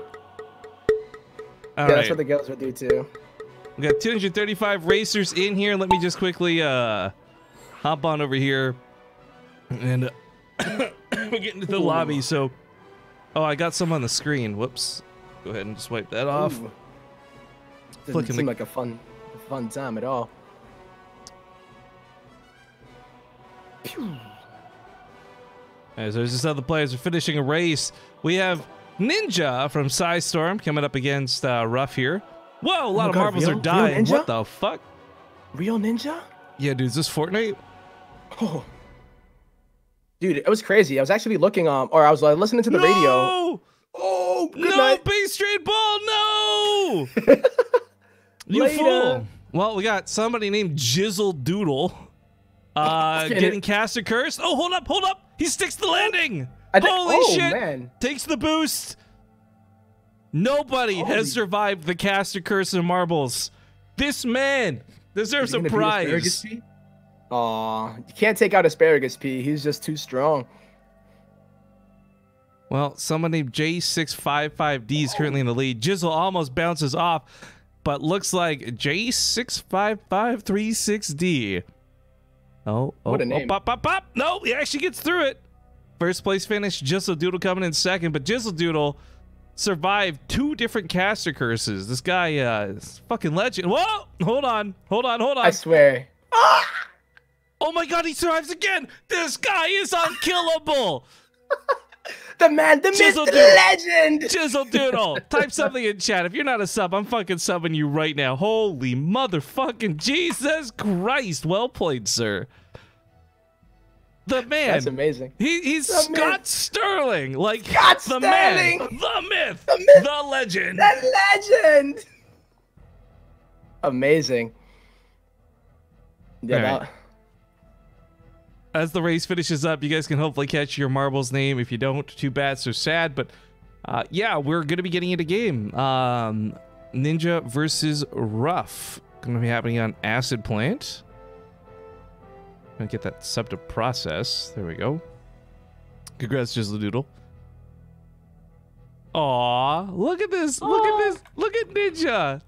Ninja says, okay, you guys can't see this because the marbles map is up. Ninja says, Tempo, this might not be a good time, but I once sat behind you all the way from Philly to Boston on a bus. I didn't say hi because I was too shy. So hi. That's so adorable. Dude, I'm rooting for this guy now, yo. I hope he can do it. I like how your response isn't hi, but you say ha ha ha ha ha. Oh, really? I'm not sure if that's a dick move or not. I don't know. And I go, my dude. My dude. Okay, all right. Give him the heart. I give him a poo emoji. There you go. That's how you show love. Well, that's how we did it for partying yesterday. We'll see if the players are ready. If they're good to go, we're going to get into it.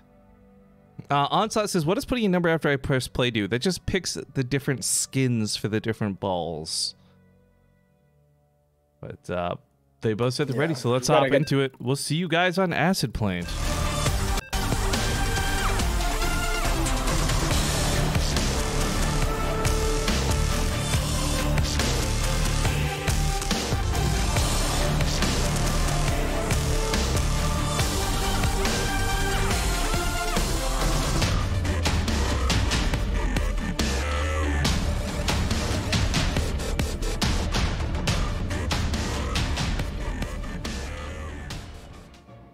Once more into the fray. If you guys don't know what you're watching, wow, my voice is cracking like crazy. I am dying. You're watching a King of the Hill battle. Psistorm Gaming, spawning here in the lower right side. He is the new challenger to the King of the Hill. It's Ninja. Now, this is not Fortnite Ninja. Believe it or not, guys, Ninja is actually a pretty common name. Yep. I'm sorry, my life, but in the top left-hand corner, it is a Red Terran player, the champion, the King of the Hill, Ruff. Now, I actually just had a brain fart getting into this. Has Ruff won 3 or 4 games at this point? 4, because that one was so quick that you forgot about it, man. Right. I think the marbles race lasted longer than the last game. $25 a win. That's $100 Ruff's got from some of his weird, crazy builds. That's not too bad. That's really not too bad. And yeah, true to his openers against Protoss, going in to block this expansion. He didn't do it to Creature, though.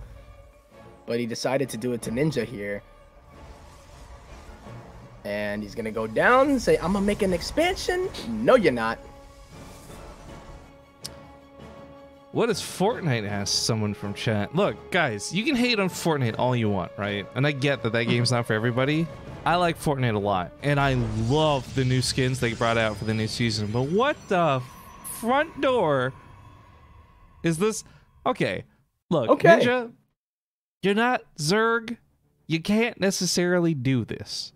What you've just done, sir, is exposed your third base so beyond badly that Ruff is going to come down here with a Cyclone and laugh as you die, and he gets another $25. I'm very upset with Ninja at the moment. Well, he's hoping that, yeah, right. I just got to take my base. But honestly, like you said, you need Unity to be together a bit more, right? If you put a shield battery there, then all of a sudden your main is exposed, and there's really no way for you to defend both locations in this early stage of the game. Well, on the upside, he does go for Robo over Stargate play, and an Immortal in general is going to be really great to have. Problem is, he can't defend 2 locations at once. He's not going to be able to defend this third and his main base simultaneously without doing something really insane like walling it off, and that's not going to be worth doing. Not at all. I mean, I'm surprised no one's actually proxied Ruff back, you know, do something a little out of the ordinary there. But yeah, I feel like anytime Ruff comes at you, just proxy a Robo and you win. Defend and then just counterattack with the Ruff. Exact. But I guess they worry so much about the actual push coming that they don't feel that that lack of tech in their main is worth it. Sorry, I'm just highlighting this because a guy in chat is really wrong. He thought there was a proxied barracks and corrects himself and says it's a proxied bunker. My dude, I don't think you know anything about StarCraft. So just enjoy but if you keep guessing every building, you'll eventually get it, right? Yeah, so. eventually, yeah. As long as he doesn't get the command center, that'd be really out there. So here come the Hellions. There's nothing here to wall, and since there's no wall at the front, sup? 12 kills. Oh, how many kills are these Hellions gonna get? Oh, probably like 6 at least. Minimum. There's the 6. But there's something else happening. Or 2 SCVs died, probably to the Adept, but this ain't over yet. Okay, now it is. Yikes. Yeah, that is a pretty yikes moment. So I guess back on the other side of the map, there's SCV building bunker, SCV building command center. The Widow Mine took care of the Adept. They killed both of those, so not too much detective work necessary to find out what happened over here. But I almost wish that this was, just drop supply, because the command center not being done really screwed with his timing. That's a bit awkward. But I was going to say, I just almost wish he would have just followed through with Hellions. Ruff's doing what Ruff does best, and it's playing different and strange, but, like, 2 Hellions should not have been that effective. Having a third base this far exposed, I feel like would have just been even better. Now I'm getting word Ninja's apparently from the Psistorm Gaming Academy team, so we do have to give him a little bit of a, I guess, note in that regard. Yeah. So, but you know, that base hasn't really been harassed yet, but with this medevac coming out, we might see a dual-pronged attack here with the Cyclones going into the main and then the Hellions running over to the natural. But yeah, I just did air quotes, but I do believe that Ninja is going to find this very hard to deal with because he didn't put a shield battery at the natural, and he doesn't even have one at the main either. So how he plans to deal with this is beyond me. So you know what's really funny is I think one of the things that will beat Ruff senseless that we have not seen from any player so far today is like good macro play, right? Yes. This weird third base forced out early, natural now coming into play. Ninja might accidentally find himself in a good macro situation, possibly. Yeah. He has to survive here though. Oh god. And Doses, 3 gateways, and the Robo gonna get taken out. I'm a lot less worried about this right now than I am over here. He just pulled everything away from this. And unfortunately, that shield battery can't stop all of these Hellions, and that's going to be a lot of probes killed over here. So, distraction in the main base worked out pretty well for Ruff. The shield battery's been drained dry, but the Hellions still grab another 5 kills through this. And that wasn't even properly controlled. Like, Ruff could have handled that a lot better, and still, he got 5 kills out of that. It's not too bad. Yeah, that could have been a lot worse. I thought there were a lot more probes were going to be going down there. The Cyclones only depowered it. I don't even know if they took out the Immortal. Nope, doesn't look like they did. So, at the end of the day, losing 13 drones while also playing the macro style, he's going to be able to chrono boost out 3 workers at a time. Nobody actually lost any drones this game. Oh, yeah, I always do that. Yes. Hey, you know what? All workers are drones at the end of the day. And at the beginning of the day. Yeet! Yeah. Facts. Hashtag facts. This ended up being a little awkward. I wasn't sure what the Raven wanted to do. The interference matrix comes in a little bit late. And looks like the Raven's going to die to the Stalkers. Auto turret goes down, tries to tag back a little bit, but that didn't work out so good for Ruff. So this goes back to what I was saying a moment ago. Like, there's still going to be problems. There's still going to be harassed. We got a Banshee coming up next with Cloak. I mean, relatively speaking, though, Ninja, I think as long as he plays a good, solid macro game, he doesn't need to do a lot of crazy micro tricks. He doesn't have to respond perfectly to Ruff. He just has to eventually get to a point where he's just winning on numbers. 3 bases, a solid probe count. I mean, Ruff hasn't actually lost more than 2 SCVs, yet Ninja's still up like 15 workers. In fact, he's lost the amount of probes that he's currently leading over Ruff. Wow. Yeah. And it goes back to what you were saying about that, right? Like, don't overcomplicate things here against Ruff. Just play the solid game. He's going to get that third base up. Yeah. He can't afford to lose workers. I mean, that's not the end of the world. It's not great losing workers, but exactly my point. But Ruff is playing beyond strange. He's going for +1 weapons and triple Banshee. Okay. I am convinced that this could work against Ninja, because Ninja is playing towards a ground-based army, so Immortals and things make sense. And oh no, not even a wall. No gateways, no nothing. He's recalling his army halfway home. Not even that great of a recall. Gets caught out here on the return too, so he grabs a sentry. Ruff. How do you do it, man? How do you make everybody goof up against you? Yeah, just the fact that there is no wall and no shield battery there. Well, I know I was saying you can't afford to lose workers, but you don't want to lose it like that. There's something more important about that attack, though. It's not about the pros that just got killed. It's about the time Ruff had now to get these Banshees out and finish, rather than have them finishing as the attack commences. So Ruff has 4 Banshees, almost 7, where he would have otherwise had like maybe 3, maybe 4. 1 in production or something, or just finishing up. Yeah, this is a pretty big deal, and with +1 weapons, and I mean, there's going to be detection through an observer, so I don't know how big of a deal Cloak will be, but he's almost at the point where he can one-shot Stalkers. Not quite, but almost. Oh, that War Prism, are you kidding me? Yep, if he targets down that War Prism with the Cyclones immediately, he's going to go for the Observer instead. I love it. The Banshees have got this unlocked. There's no detection whatsoever. And with +1, even though they 2-shot probes, if you're going to use it in an army, that +1 is actually going to be beneficial here. And Ninja doesn't really know what to do. He's going to lose this. This is the right move. He can't recall. It's on cooldown. walking back home would do nothing. So trade out for as much as you can, knowing that this is going to go poorly. And the Observer actually comes out. I'm not sure where this Observer was, but comes out. And Ninja's got this. He's killed most of the Banshees. Yeah, and he's getting all these SCV kills too. The Banshees are low, or at least one of them is, the one on the right side. And where did that Observer go? I thought he had it. He flew it over the turret. It died. Oh, no. New Observer comes out, though, so he can turn around on this if he needs to. Warpers the micro to save the Immortals. A little bit late, a little bit of missed opportunity there, but Ninja. I think he's done it. The Academy player comes out. Dude, this is the first player today to make Ruff even look like he's got a convincing loss. Because Banshees won't stop this. No, not anymore. He needed to keep them all alive and then have it kind of snowball into him killing the economy of Ninja. But Ninja's up double probes, 56 to the 28. Now it's only 26. And all he needs to do is push on in because Ruff has absolutely no production that can deal with what it is that Ninja has here. Yeah, and that's all she wrote with get focused down. Yep. GG. The king has fallen, regicide has been committed, and Ninja now is your new king of the hill. Now, for the Ruff fans out there, don't worry. The guy still walks away today with $100 in his pocket from his 4 victories. That's not bad at all for Ruff. And Ninja, he gets $25 for this win. I don't know if there's a bounty for dethroning the king. Some people do that, some people don't. I think it's just 25 though, period. So I think he's just got $25, but not bad for that win. And now changes the dynamic of what the King of the Hill looks like. No longer do players have to worry about fighting one of the best of one players. They now just have to deal with Ninja. With Ninja, the Padawan over here. And he did it, like, right. Started off weird. He was just like, you know what? Go take the other base. And we thought that was going to be to his detriment, but he lost the probes, but he just continued to play solid, making probes from the Nexuses that he ended up making. And he just played it straight up. Nothing fancy, really, right? There was not any real fancy play there out of Ninja. He just stayed solid, stayed strong. Resolve was nice. And boom. Now he's the new king of the hill. King of the mountain. Give that man his crown. Well, guys. That might be the most prize money he's got, too.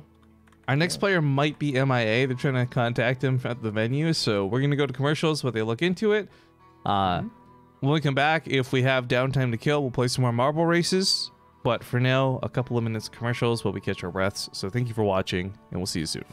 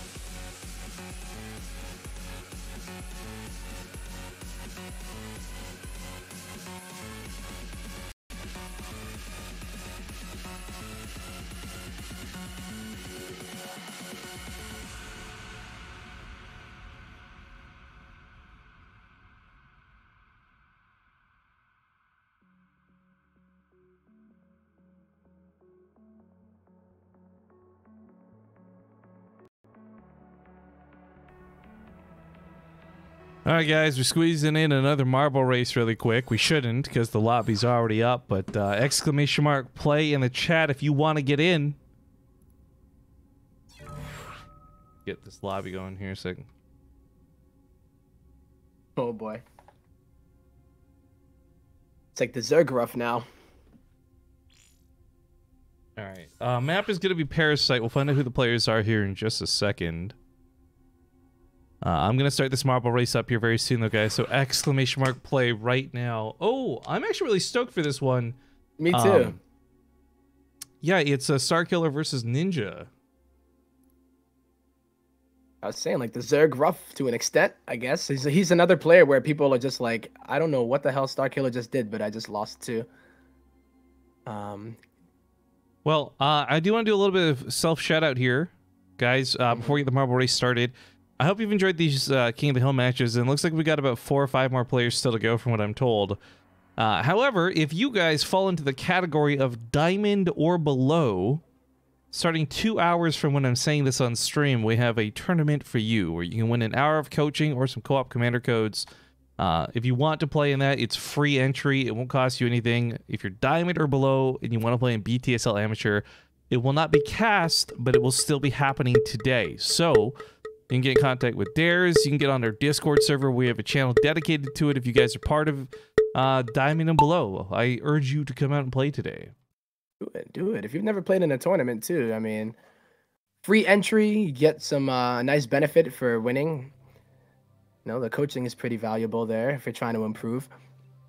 And it's just a fun time. I still got shakes and chills when I would play in tournaments, you know, even though it's not like GSL, but yeah. I Plus, think because it's not being cast, there's a lot less pressure too, so no reason not to, guys. Anyways, the race has commenced with 163 marbles. Good luck seeing your name on this crazy list. Yeah, this is a surprisingly safe course. I'm surprised. Well, it gets a little dangerous later on, but like at the start, there's no reason anyone should be dying. What's happening is we just have so many marbles that they're bumping into each other and pushing each other off, which is super awkward.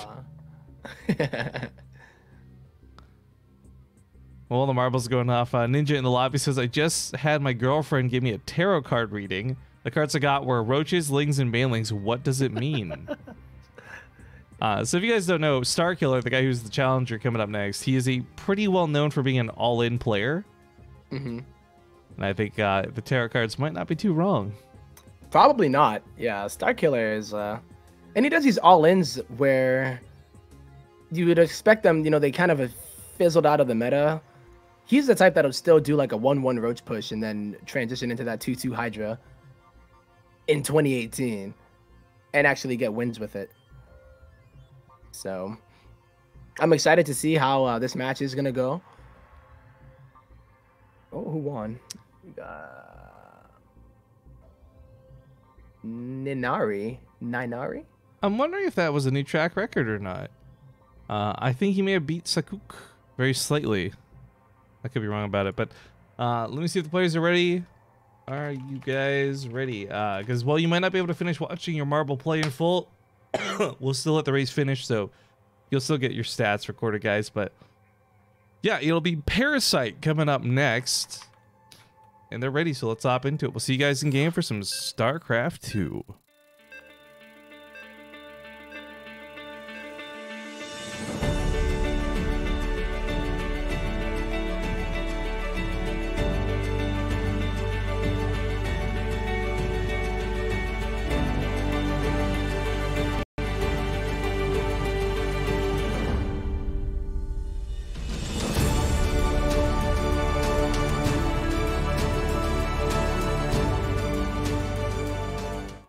Well, hopefully Star Killer wins this game, so he could use that $25 to upgrade his PC.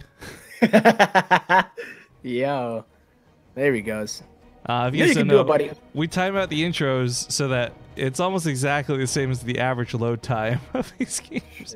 Also, quick shout out to Flotch, who was so far behind in the race, he actually just died to the blue. All right, ladies and gentlemen, we are getting into game number 2 for this guy, but these are all best of 1, so it doesn't really matter. In the bottom right, we got the pink Protoss Ninja. And in the top left-hand corner, it is the teal Zerg player, Star Killer, from Psionic Aftermath.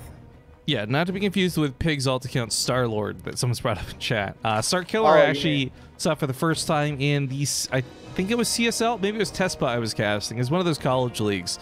And he actually didn't look too bad, but a lot of that had to do with the fact that all-ins can be very impressive, even in situations where a player couldn't win a normal game. I say normal when I'm referring to macro.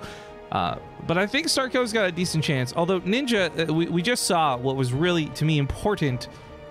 He kept his cool against someone like Ruff, so to me that means he could keep his cool against anybody, even a player who might be known for really strong all-ins. Oh, for sure. We saw that he, at least from the last game, maybe he does prefer that macro style. That was PvT though, so I don't know. Maybe he has some things up his sleeve for this matchup. Definitely a matchup where you can do a lot of things to cast a Zerg off guard, but Star Killer is that kind of player, like you were saying, where he's probably going to be the one that's in Ninja's face for the majority of the game. Has opened beyond greedy 3-hatch gas pool. Wow. I mean, maybe they know each other decently, so he thinks, all right, Ninja's not a guy who gets aggressive early. I can get away with this. But man, in a best of 1, this is such a beyond greedy build to go for. So ballsy too, especially with that, you know, Forge and Shield Battery build being so popular. This would be something that would be an auto loss, even though that build is already hard to deal with. But you see from Ninja that he's just going to go for the kind of standard gateway Nexus into core. And if he's even going to check the third base, remains to be seen by this probe. So we have someone in the chat, insufficiently sufficient. He says, off topic, but I've been missing for action from the stream. How did your wisdom teeth removal pan out? Well, it's nice and interesting because with them gone, I can move my jaw left and right. This is something I haven't been able to do for years, and it's something I'm still getting used to. It's really weird. But while that's the positive answer, the more fun answer to give is the wisdom teeth removal went fine. I got addicted to my pain pills after using them for 3 days at a moderate pace. Spent a week going through detox of withdrawal, and good times were had. Such fun. Yeah, damn. I remember I got mine taken out, and whatever ones they gave me, I hated them. They're like the Percocets. And well, I was given T3s, and I've had T3s before when I broke both my arms, and back then it wasn't a problem. But supposedly with any opioid, I learned this later, right? Yep. With any opioid, all it takes is one to get addicted, and I just got unlucky. I took the pills incredibly moderately. I never took 2 at once. I took them exactly as my doctor prescribed, and it just got hooked. Felt fucking bad. Yeah, it's just like, yo. The thing that's so crazy, though, is as many of us have experienced in life, like if you got a headache, you go to sleep, and you get cured when you wake up type thing. When you are going through withdrawal symptoms, you can't even sleep, is what makes it so bad. No, it's not a fun place to be. My whole life, I've felt really snobby, but I see homeless people, they're addicted to drugs. I'm like, come on, man, just put some effort into it. You don't have to do that. Yeah. Now I know. Like, it's such an eye-opening experience. Not one that I think I want any of you to ever experience, but yeah, that was to me with double stuffed Oreos in college, man. It was rough for me. Like, I was addicted to these things. I'm just kidding. But I feel what you mean. That is real talk. All right, Ninja's coming across with an Oracle. Luckily, Spore Crawlers were placed down, so this won't get too much done. He's had a little bit of pressure at the front, but hold position keeps him alive. And like I said, I'm really not expecting him to stare into the abyss here and worry about blinking. I think that, well, we might get blink. But I think Ninja, like, for me, watching so many players just mess up against Ruff today, to watch Ninja keep his calm through that maybe is a little bit over-exaggerated in terms of, like, he'll play this game really well. Like right now, big mistake. Nothing in that wall. He's chasing an Overlord and setting up for his third base. So Lings get in and cause a little bit of chaos. Hopefully this won't distract him too much. Because he does have a pretty good setup for things, right? Like he's got Twilight Council on the way, he's got this extra gateways coming in, charge. He's doing everything that a Protoss player should do. So our king looking strong to defend. The question now falls to Starkiller. What's he going to do to kill him? Because at the moment, the Roach Warren's a good call. He's going to have to deal with these Archons. They're super annoying to deal with. This is crazy though, but look at, like, as far as the probes are, 56 to 45. In this stage of the game, you usually would see the Protoss so much further ahead in the probe department, but we saw that super greedy opener out of Starkiller really paying off now, and the fact that he was able to get Lings in there is just going to make it even better. The full scout, there's no surprises here for a Starkiller, so he should be relatively okay if he executes it all right. Is this the same ninja from Fortnite? You know what, guys? Yep, we're casting Tyler Blevins. Watch out, world. He's so good he can play Fortnite and StarCraft. Toughest games on the internet. And he's probably streaming right now too, so it's like he can actually play him at the same time. Yeah. I love that the default is for somebody out there that they really consider that is the option over that it's a common name. By the way, I love a lot of the Golden Age skins for Protoss look really crap. They got the shit end of the stick from this war chest, but the Archons look so dope. That atom spinning around their shell or whatever it's supposed to be. Oh, like, yeah, the little swirly energy. Yeah. It looks so cool. It's so highlighted. It looks so great. I love it. It's so Protoss too. It's just like a lot of them just look kind of boring, right? Zerg mecha units, I think, were the best in my opinion for this batch. But I like that swirly. But where are we going in this game, man? It's like just straight up roaches from Starkiller now who's dealing with the Archon drop. And we've seen it be popular where you just push across the map when you get roach speed and +1 if they mess around with the Archons too much and don't actually have enough to defend the third. And I think that's what we're setting up for here, Rifkin. 58 drones have been stopped at. Well, what I'm a little worried about is there's that old Sun Tzu, the art of war. Like, the best defense is a good offense. And in this situation, if Ninja was properly harassing with the Archons, Starkiller, it's not about killing probes or drones, excuse me, or killing queens. It's just like keeping Starkiller at home. But the fact that he's not doing any of that, it's giving the freedom to get these roaches up, and those Archons could have been brought home just as fine. Like, I'm a little worried about this because now Starkiller comes across the map with what is almost 3 times the supply. He's got +1 weapons. Like, Ninja didn't do enough to hamper the production going into this, and let's not forget Ravagers are getting into the mix here too. Yeah. So this is, I feel like this is gonna be a Starkiller win actually, like just based on numbers alone. He's just gonna run over him, I think. He didn't even add the double robo, so only 1 immortal being produced against this style is not gonna be enough. I think he has Storm, but honestly, Storm is, oh, he doesn't even have Storm, so he only made the Templar Archives in order to make these Archons, and look at this army supply from Starkiller. No. Oh, he's biling his own dudes, though. He can, though, is the thing. Like, there's the counterattack of Zealots, and they are killing drones, and that's cool, but I really don't know that that will matter in the long run. The Corrosive Bots are breaking the force field, so he does get on top of the Archons. Pops 1, pops 2. That Immortal's next, and the shield battery's out of juice.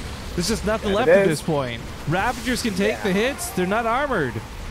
There's just way too much Zerg right now, doubling the supply here. Those Zealots, I believe, were cleaned up. And yeah, this is just going to be this Oracle's goal. You got to do this, man. He has a lot of energy, but I just don't see it happening here. Single probe at this base died. The Zerglings run through to the main. Ninja is dead. The tarot cards were right. GG. He pulled the Temp0, as a Pyrocat said, and that's right. Yeah, that's what he did. What is pulling a Temp0? I want to know what he thinks as far as that goes, but I thought it was just whenever you let all these Lings into your base. Oh, feels bad. It's basically the transition into losing all of your workers build. The transition, I like it. The smooth transition. Copy this build from Solar from time to time. Uh-huh. All right, folks. Well, that is going to be another new king of the hill. We got Starkiller now as the king. $25 in his pocket, 1 win on the board. Ninja doesn't walk away empty-handed, though, because he does still have 25 when he beat Ruff. We're going to find out what comes up next. I'm suspecting it might be Silky, as he just came online, but we're going to go to commercials, folks. We'll see you in 2 minutes with more StarCraft King of the Hill when we get back.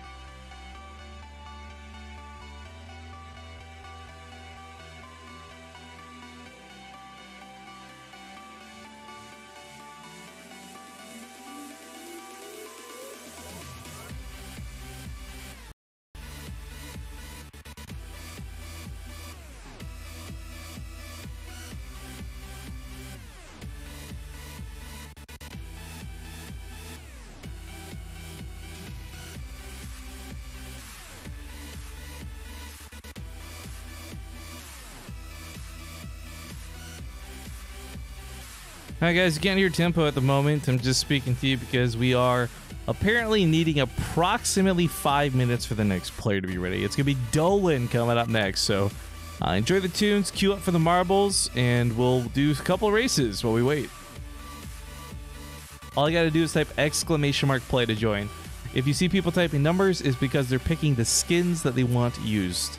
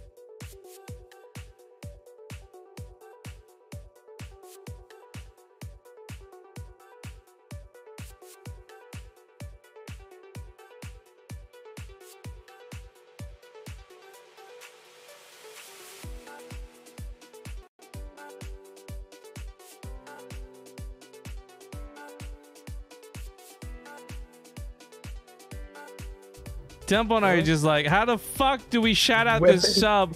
Rosette Sui Bluff Salat. Thank you for the Twitch Prime sub. Please do not renew that sub next month. There's no way I'm going to be able to say that name ever. Every month. And Sir Please renew it. Sir G-Force, thank you for the 11 months. He says, what did the hurricane say to the coconut tree? Hold on to your nuts. This ain't no ordinary blowjob. Then we have Dan Bolchevik continuing their gifted sub for $1. Nice. And La Revelations. Thank you for the Twitch Prime sub. Guys, we got this lobby up and ready to go, so we can only do the one race for now. It's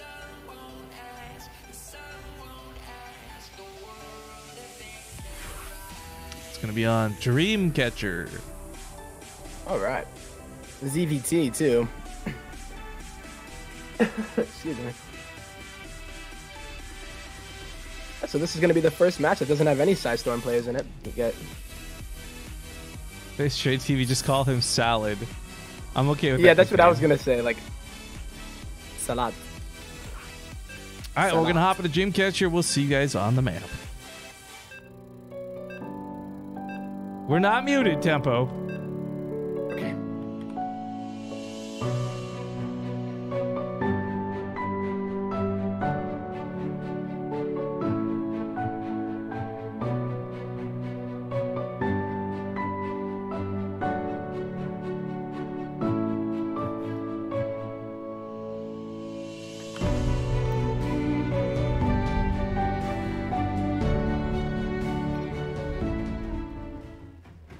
Welcome, everybody, to the King of the Hill, the Psistorm Gaming Cup King of the Hill. Spine down here at the bottom right, he's going to be the new challenger to the arena. We have the blue Terran Dolan from Sloth Esports Club. Woo. And in the top left-hand corner, it is our teal Zerg player, the new king, Star Killer. Yeah, 1 win on the board. It's $25 per win. Ruff has the streak of 4 as the highest score so far. $100 in his pocket. Everyone else is kind of trading out since then. But guys, I gotta ask a big favor, and that's if you see the option above your screen. I'm not asking for that Twitch Prime, although I'd love that Twitch Prime. Today's the last day of September. Today's the last day you can help us rob Twitch blind. Take that Jeff Bezos money out of his pocket and put it in the working man. Guys, the $1 sub. If you were gifted a sub at any point, oh shit. If you were gifted a sub at any point, you can resub for $1. It'll activate it for the entire month of October, but you got to do it today. It's your last opportunity. We had a $10 donation coming just now, and I'll read the message in a second because right now Dolan, Mr. Dolan, is going straight up Darkwing Duck with his double proxy racks. Yeah, gonna take a one out of Maru's book, and the first. Whoa. Sir GeForce coming there. Well, he sees with the Overlord. He knows what's coming. But Sir GeForce just gifted 5 subs out to Daystrick, Bohem Cool, Endless Dark 777, Gwimlord, and Vash. Guys, please, I'm begging you. Use that $1. Resub that shit up. Warzag with his $5 donation, by the way. Thank you for that. He says his name is Roasted Onions on Egg Salad if you want to translate it. Oh, okay. And oh my god, another one. That's another big ass sub bomb from, who is this? Mike Zeckham. Fuck yeah. 10 subs. Whoa. Tech Tao, thank you for the Twitch Prime. 21 months sneaking in there too. We see some really nice micro out of Dolan, by the way, while this goes on. He does finish up one of his bunkers, but loses the high ground one.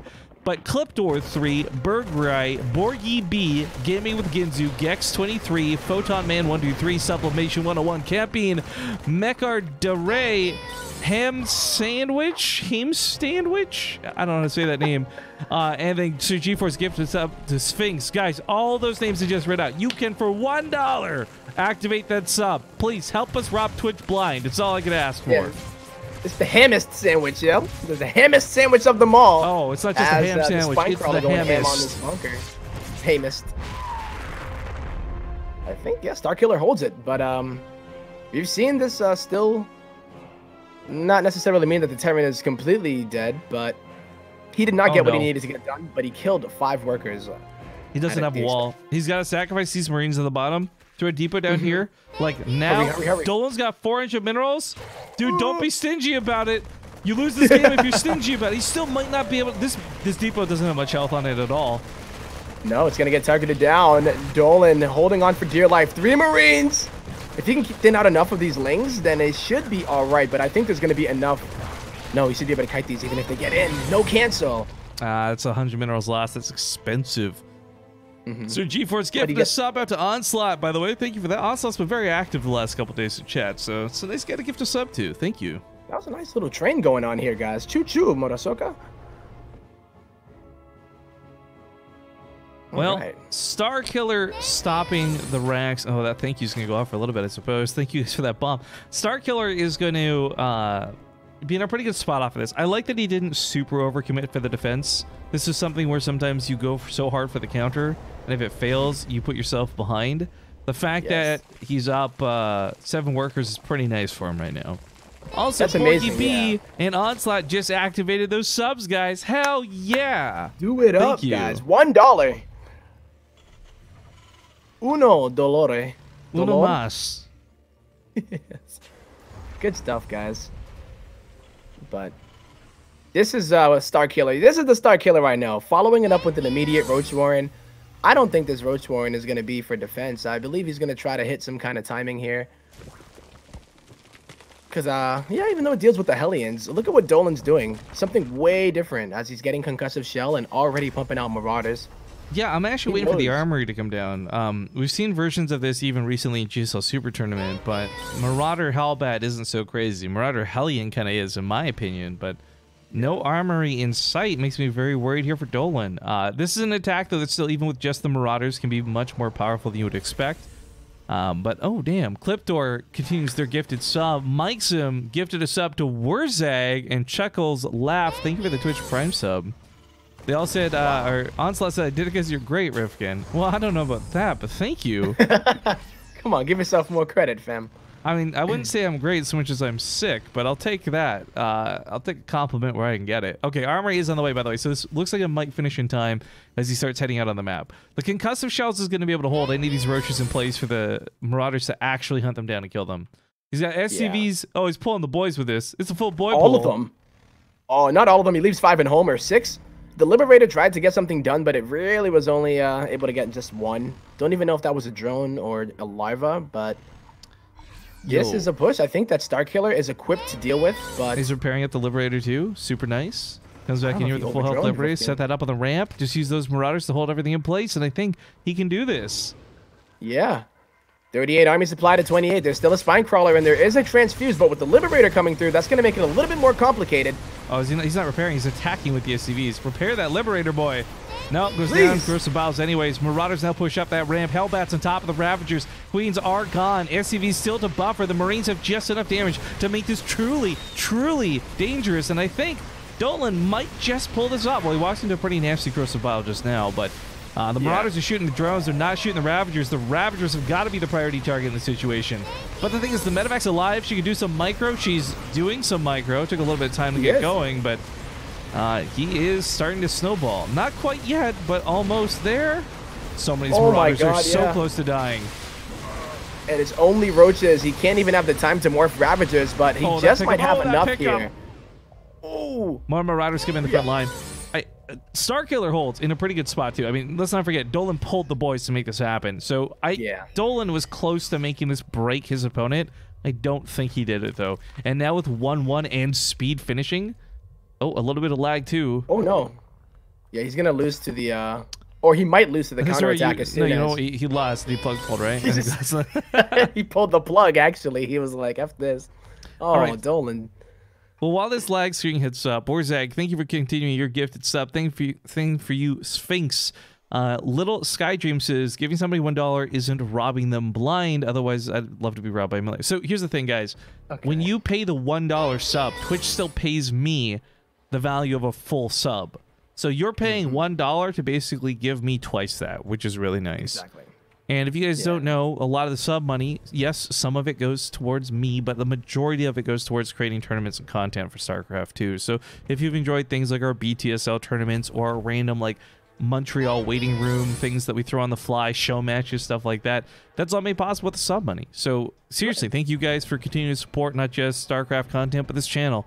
Mike Zeckham also gifts a sub to Lunchtime Media. I don't actually truly believe Dolan plug pulled here, but I think no.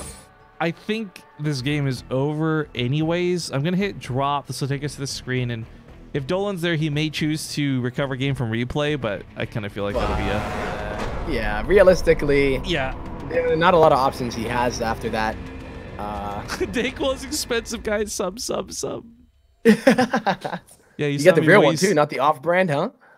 Yeah, you saw me waste half a bottle on stream earlier. Lunchtime Media continues gifting continues the gifted sub. So does Theminide Dude. Thank you guys both for rocking that end of September deal. Remember, guys, last day we can activate those subs for $1, and that will continue your sub for a full month afterwards too. So you get the month of the sub that was gifted to you, plus another month that you paid for $1. And if you guys really want to check out some of the giveaways and the benefits and the sub replay packs and all the good stuff we give our subscribers, be sure to get in on Discord, because that's where we do all of that stuff. But apparently Dolan is playing from really bad Wi-Fi, and apparently we knew this going into it. Well, I say we, the admin did. So I'm really not sure where this puts us. I truly very firmly believe Dolan had lost that game, but... I believe so too, yeah. It's safe to... I think he knew it as well. Like... You don't pull the boys like that and then go transition, unless, of course, you're doing some weird, hey, I'm going to build 3 command centers before I do that push, but... Well, my point is, there may be the opportunity for him to recover a game. I'm not sure if they just simply skip past him or what the deal is, but we're going to go to some commercials because Dolan is not online, and we have to wait. So, thank you guys for watching. If we have enough time, we'll squeeze in some marbles. You know we will, but we'll be back in a few, one way or the other.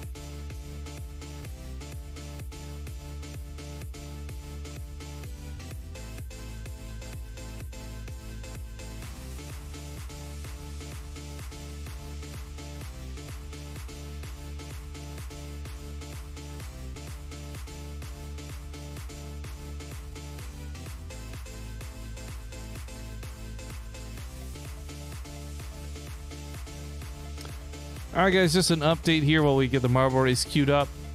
First off, type !play if you'd like to play, but Dolan has come to chat and say he can't play. So I guess that's a little bit awkward. I'm not sure if we skip past him or if we move on or what the deal is, but while the admins figure that out, we're going to play some marbles. So, !play if you want to get in on the marble race. We're going to hit go here soon and just stay muted, so enjoy the music while we race some marbles.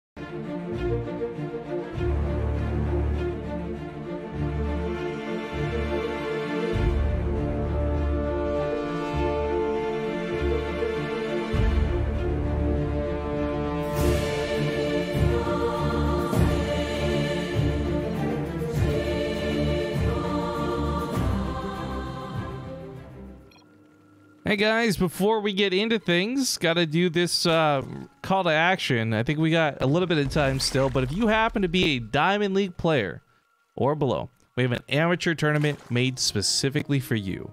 That's currently being spam linked in the chat. Diamond A on below tournament rewards first place with an hour of coaching with the player of their choice, as well as second place will get co-op commander codes.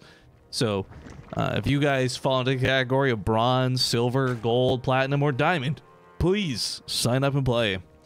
But folks, I guess we didn't get to talk about it much, but that disconnect fell into a full disqualify. And with another point on the board, Starkiller is your king still. Here in the top right, the teal Psionic Aftermath player, Starkiller. And in the bottom left-hand corner, the challenger, the red Protoss player, Disc.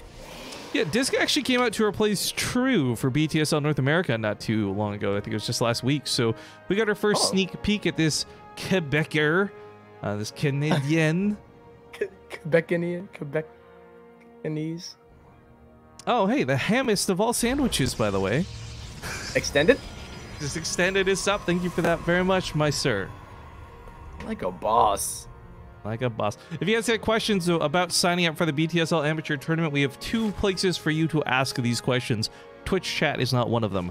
One is our admin Dares. We literally pay Dares a fee so that he can walk you through this stuff. So Trigon_, if you're confused how to sign up, you're confused how to play, look for Dares, D-A-R-E-R-S in the chat. And beyond that, we have a Discord channel, BTSL Amateur, on the BaseTradeTV Discord. It is there specifically for you guys to ask questions, to get walkthroughs, to get involved with signing up to play. So it's a really great resource as well. Discord in general is where we do all of our communication when we're not streaming. So if you guys want announcements about stuff that's going on, you want to sign up for amateur tournaments, get in on the BaseTradeTV Discord. All you gotta do is type !Discord in the chat. But oh my, this is a problem for Disc. That pylon is gonna go down. That's gonna stop the Adept from finishing, and all the probes, everyone gets pulled down here to stop this.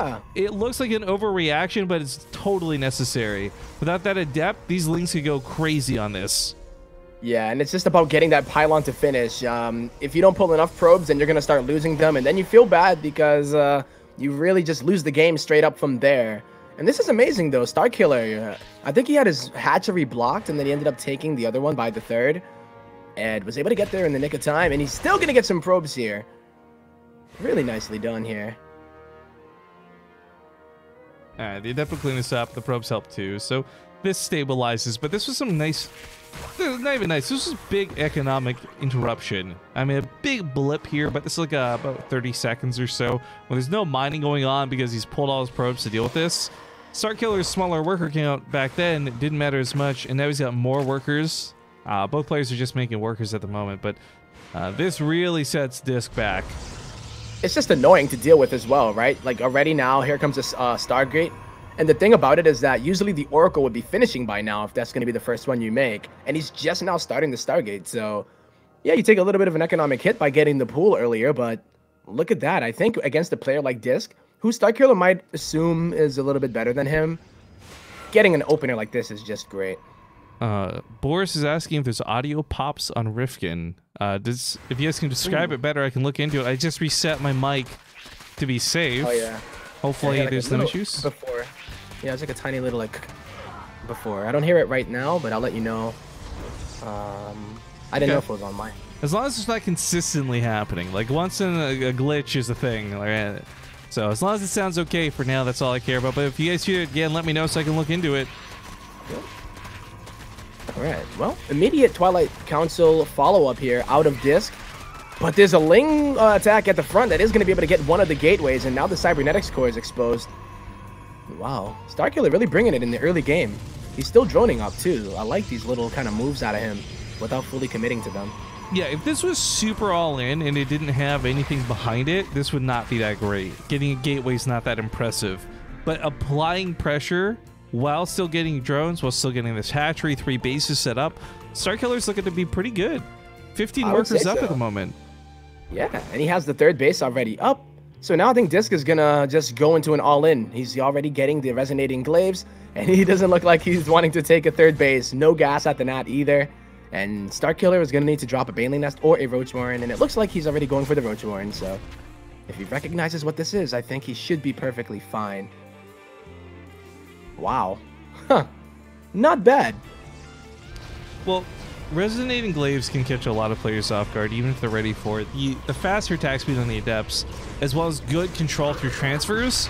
I mean, there's players who just transfer the Adepts, there's players who split the transfers, there's players who fake out and cancel the transfers.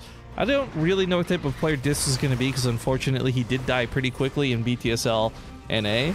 But I'm excited to see how he does here versus a player like Starkiller, because I think this is probably a little bit more evenly matched than some of the games he had to play for BTSL. Yeah.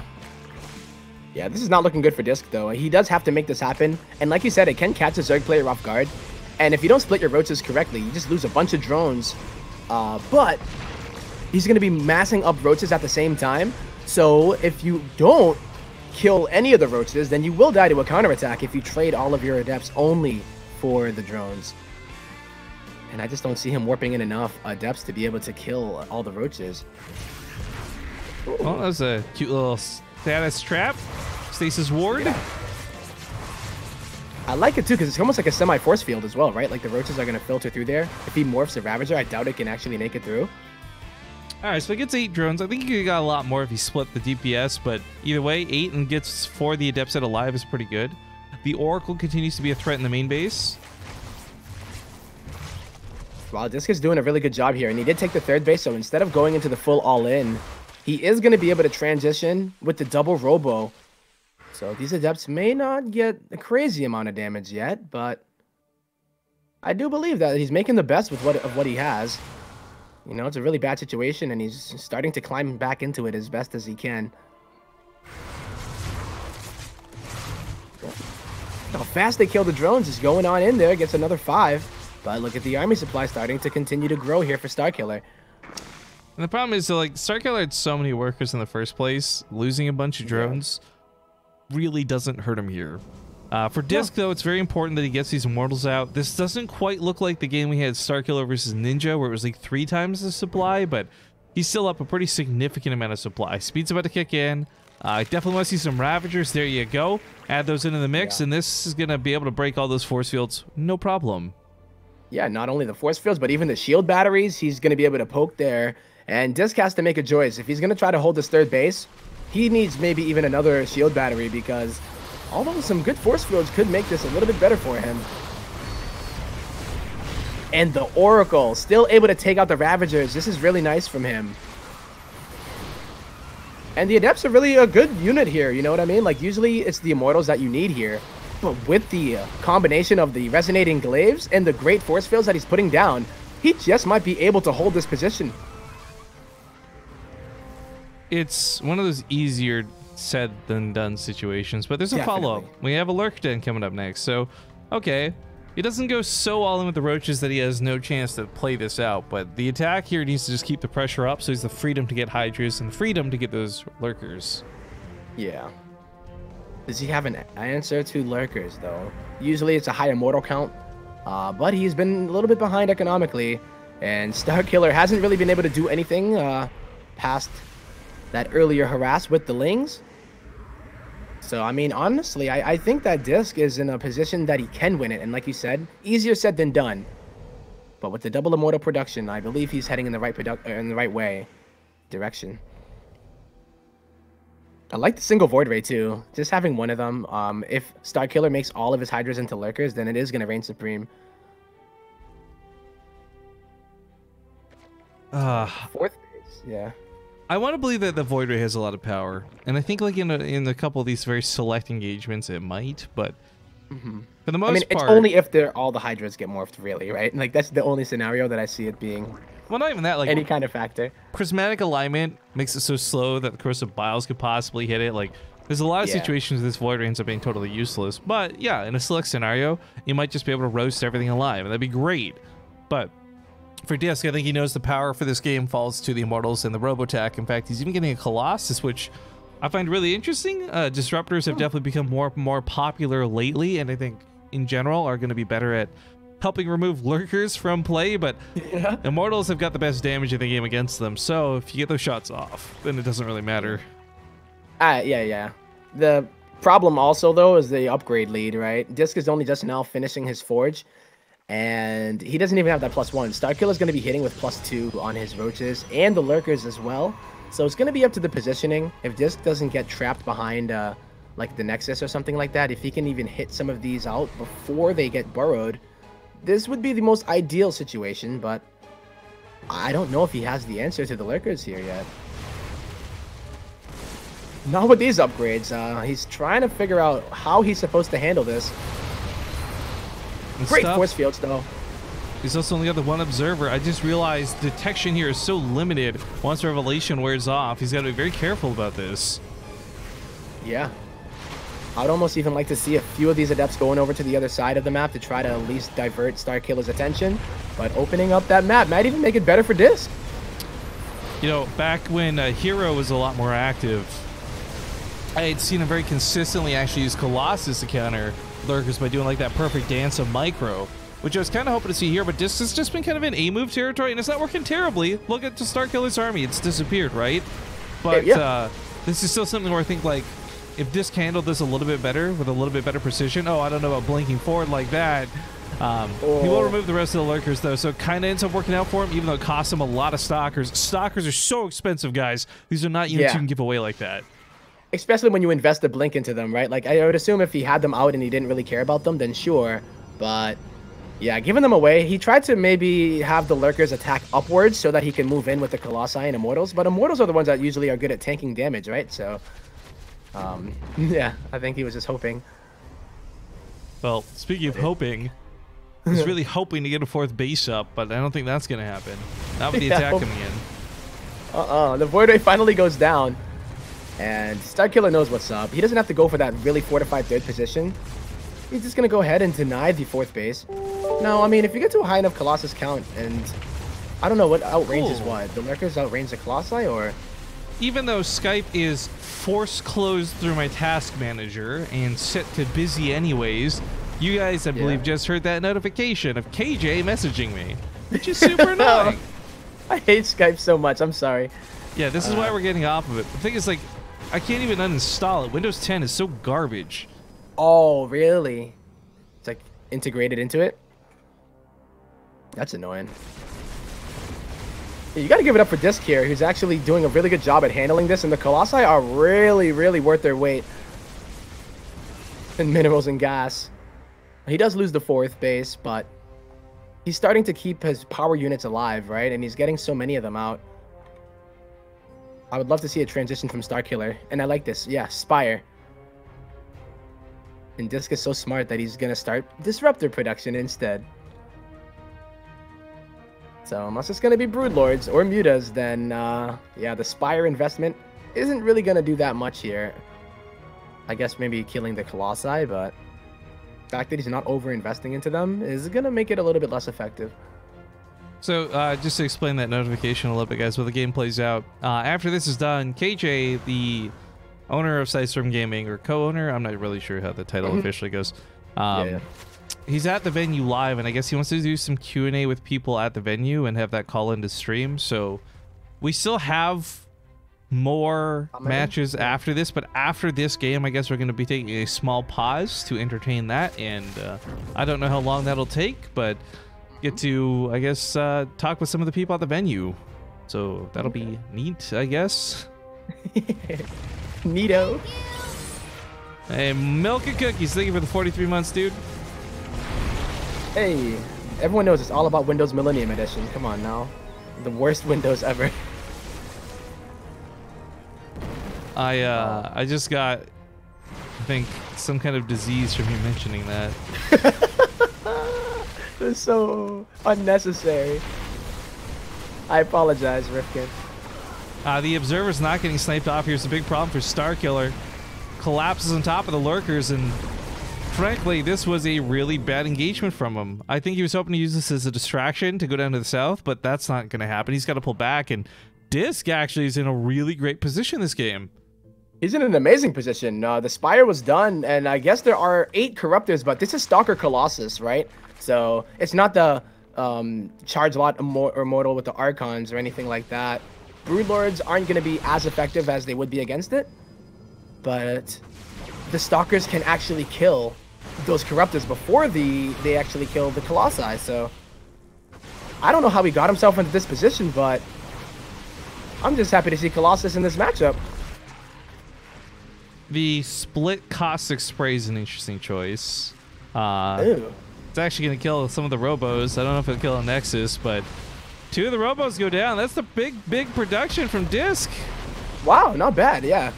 And then he can bring them back to try to kill these Colossi, but I don't think Starkiller has the ground force to even engage this many Colossus. What is it, 4 now? Oh, these Disruptors are so good. Weakening those Lurkers, getting them down, and making easy pickings for the Stalkers. And he's been so efficient, Rifkin. See, you can't even swoop in there. Stalkers are gonna protect the Colossi. They protect. They attack. Keep they them protect. protected it. Well, this takes a big hit to his production, but he's replacing that up pretty quickly. He's got 5 bases for Protoss. I mean, the thing that's killing me most with Starkiller is he's doing it now, but it took him a long time to just start sniping off the observers, for example, right? Like, start limiting what detection is. Yes, there's oracles and yes, there's revelations, but like limit the detection at the least, so your lurkers have the best chance to actually succeed. But I think without hive tech, without adaptive talons, without a lot of things, Starkiller is just kind of stuck in a rut where he's just not able to overcome this Protoss army. I don't think he will. It's getting way too strong.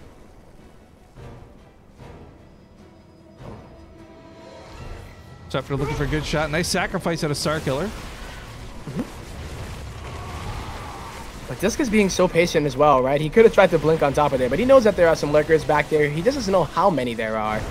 And you know what?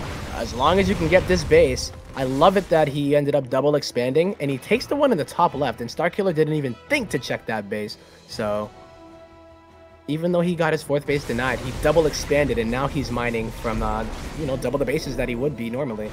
I like it. You know, Colossus don't deal bonus damage to anything other than Hydras, but even then their base damage with the range they have is just great against this many lurkers. But Disc doesn't actually have to take this fight. He could just go south instead, try and catch his opponent out of position. Because while his observers may have been sniped off, Starkiller also doesn't have like a changeling in the army. He doesn't have vision of the army to track it. No, the creep spread is only limited to his bases here. And at the end, I mean, just look at it. Getting another harassment over at that 3rd base. You mentioned that, but instead of using his army to do it, he lets the Zealots go on and do it, which is a pretty cheap investment, right? Like, it's the attention that you're focusing here, or at least that you are taking away from Starkiller. Now, those Lurkers get some great shots on the Stalkers. Can the Corruptors take out any of the Colossi? They do get one. Yeah, we lose a lot of the Corruptors in the process. Starkiller's supply is remaining surprisingly consistent through this, but I feel at some point this breaks. Yeah, I think he lost his observer. Yeah, he has no detection right here, Riff, and then he at least gets the base and is like, okay, that's what I came to do. Skedaddle! Well, counterattack from the Hydras hits at a time before the cannons and the shield batteries are up, so this actually isn't too bad at all. Recall might be in order, yep. He's going to recall back home to stop this from getting too out of hand. Oh, I like this. He only recalled the Colossi. Yeah, now the Stalkers can chase down the Hydras, and with +3 weapons, he's going to have no problem sniping these off. Wow, what a beautifully played game out of Disc. It's not quite over just yet, but he's making all the right moves, and Starkiller is just finding himself with his back against the wall, trying to get something done with lurkers, but I mean, he needs to worry about the army that's about to be pushing into his natural. Yeah, this isn't looking too good for Starkiller. Good moves out of desperate situations, but even if he takes out all the Colossus, they just took out all the Hydras before going down, and that's all they needed to do. Yeah. So the Lurkers are trying their best, but here comes the Stalkers and Immortals pushing in. Starkiller doesn't have a lot of his bases injected, so his larva... Oh, he's broke as well. Yeah, man. You can have all the larva in the world. Without money, you can't build any of those Hydras. +3 weapons finishes up at the end of the game, too, which is really unfortunate. Other side of the map, that's going to take care of this, and we got Psistorm Gaming back on top of the hill. King of the Hill Disc. 1 win and $25 in his pocket. Yeah, and that was really well played. Disc kind of chilled it out, and going into the Colossus was a really, really cool move, and I think it is what allowed him to stabilize, getting those consistent damage with AoE. Because if you go for Templar, then, you know, once you're out of energy, say Starkiller is really good at dodging them, then he just collapses onto you and you die. So he made the right call by going into Colossi and not over-investing into them either. So, that's dope. Well, it's a good game and gets them on top of the hill. Guys, we got to go get this thing set up with KJ, so we're going to play a commercial break while I do. Hopefully when we're back. I don't know what he wants to do with this precisely, but he's the guy running the event, so I got no problem bringing him on. So we'll see you guys in a few minutes, and we'll be back to the actual King of the Hill, the StarCraft action. Probably, I'd say about 10-15 to be safe, if you want to time this out. Water Drop, thank you very much for that sub, by the way. And Mike Zeckham, thank you for gifting a sub to AKA Red. See you guys in a few. 14.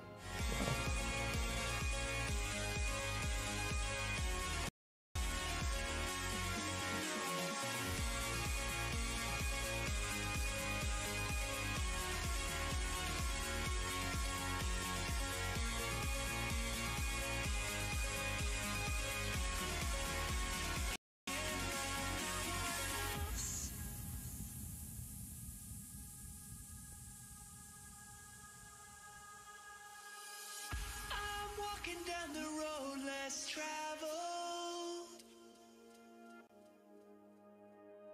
It's harder when the sun is shining, 'cause the light's not fair. I'm talking to my darkest shadows.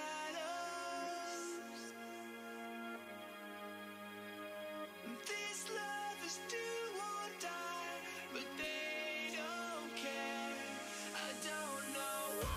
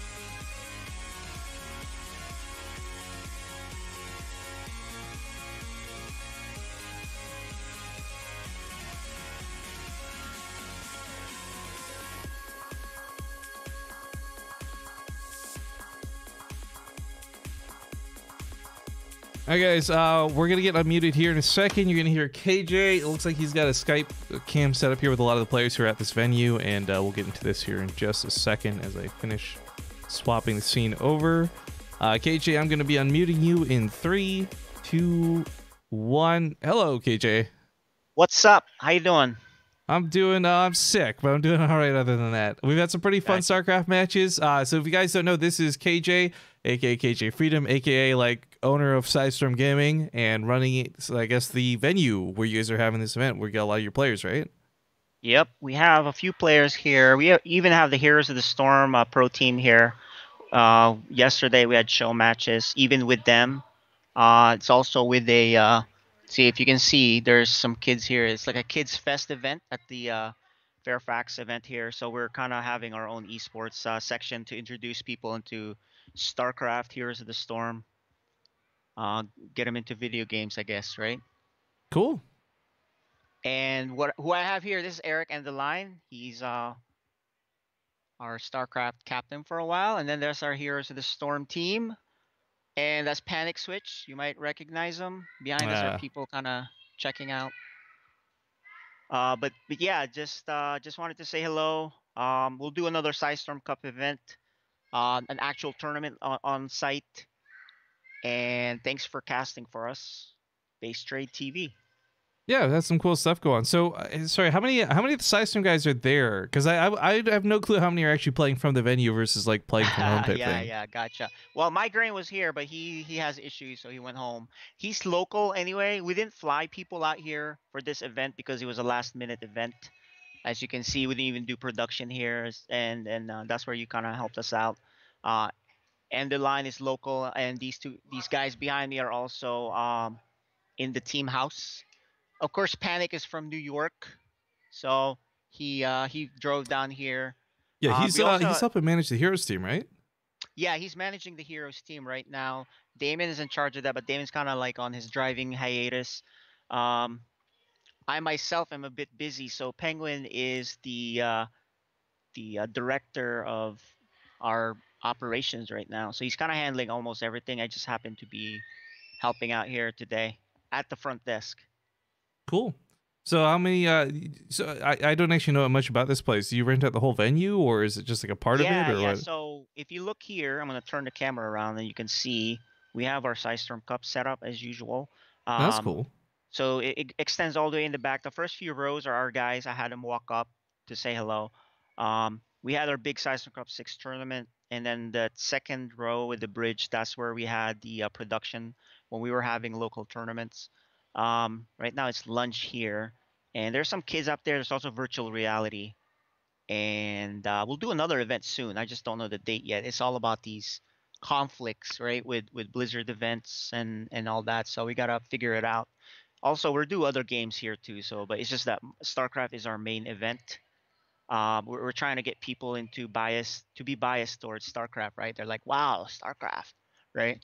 And we'd love to do a Heroes event, but these MOBAs, man, they take so many computers to execute a tournament. So, so right now that's mostly show matches and then open play. Cool. Cool, but yeah, that's all I wanted to say. Thank you for streaming for us. Say goodbye, guys. All right, KJ. Well, thanks for the call, and I guess we got to go finish up that King of the Hill. So, any final words from you before we take off, or is that pretty much it? That's pretty much it. Go StarCraft.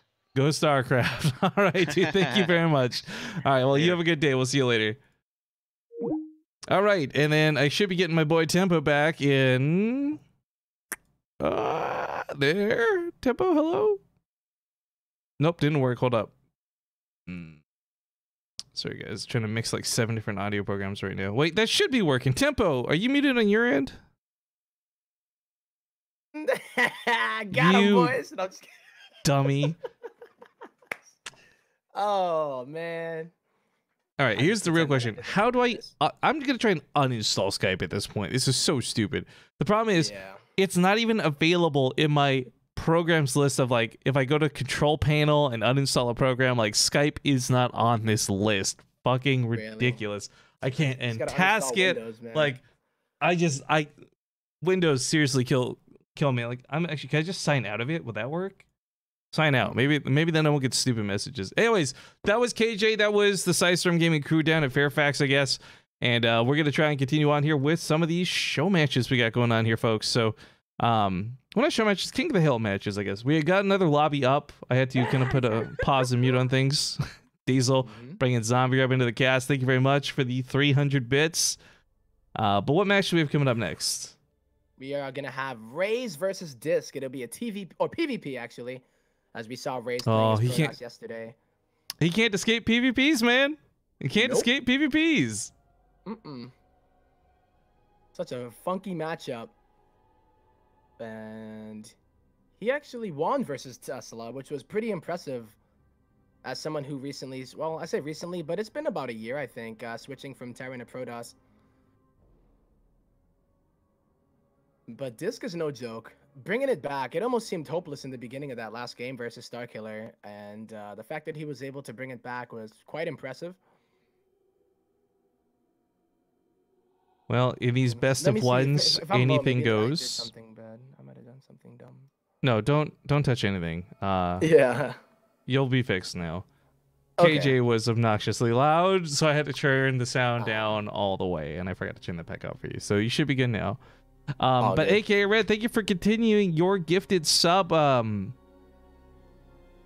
yeah, we'll get this going as soon as we're just waiting on the players to ready up. So we're in the lobby for Acid Plant. I don't know how many are. I think there's like 2 or 3 left at this point for this king. Oh. Sorry guys, Cough like I of the said, hill. yeah, I'm sick still, and like every word I say, it just feels like choking, and then eventually it catches up once in a while. Mhm. But yeah, so we're getting into Another King of the Hill match. It's $25 per win. We just had Disc dethrone the previous king, so Psistorm sits on top of the hill once again. And as soon as, like I said, the players are ready, we'll hop into it. Indeed. Yeah, they're just waiting a little bit here. I mean, I'm trying to wonder who else would be fielded, because we've seen players from like 3 to 4 teams. Seems to be all NA though, so I don't know if they're gonna bring out, you know, any Europeans, or if they're gonna bring out any Koreans or anything. Like Gumiho comes out next out of nowhere. It's just like, okay. I don't think they're going to be bringing out players like Parting or Gumiho Temp0. I mean, yeah, considering the time. Oh, that too, I guess, yeah. I don't know. I don't think it's even about the players' like skill. It's just like, it is not a time where either of those guys are going to be awake right now in Korea. Yeah. Okay. All right. Let me see here. All right, well, the players are ready, so let's not dilly-dally. We'll hop into Acid Plant, and I'll see you guys on the map.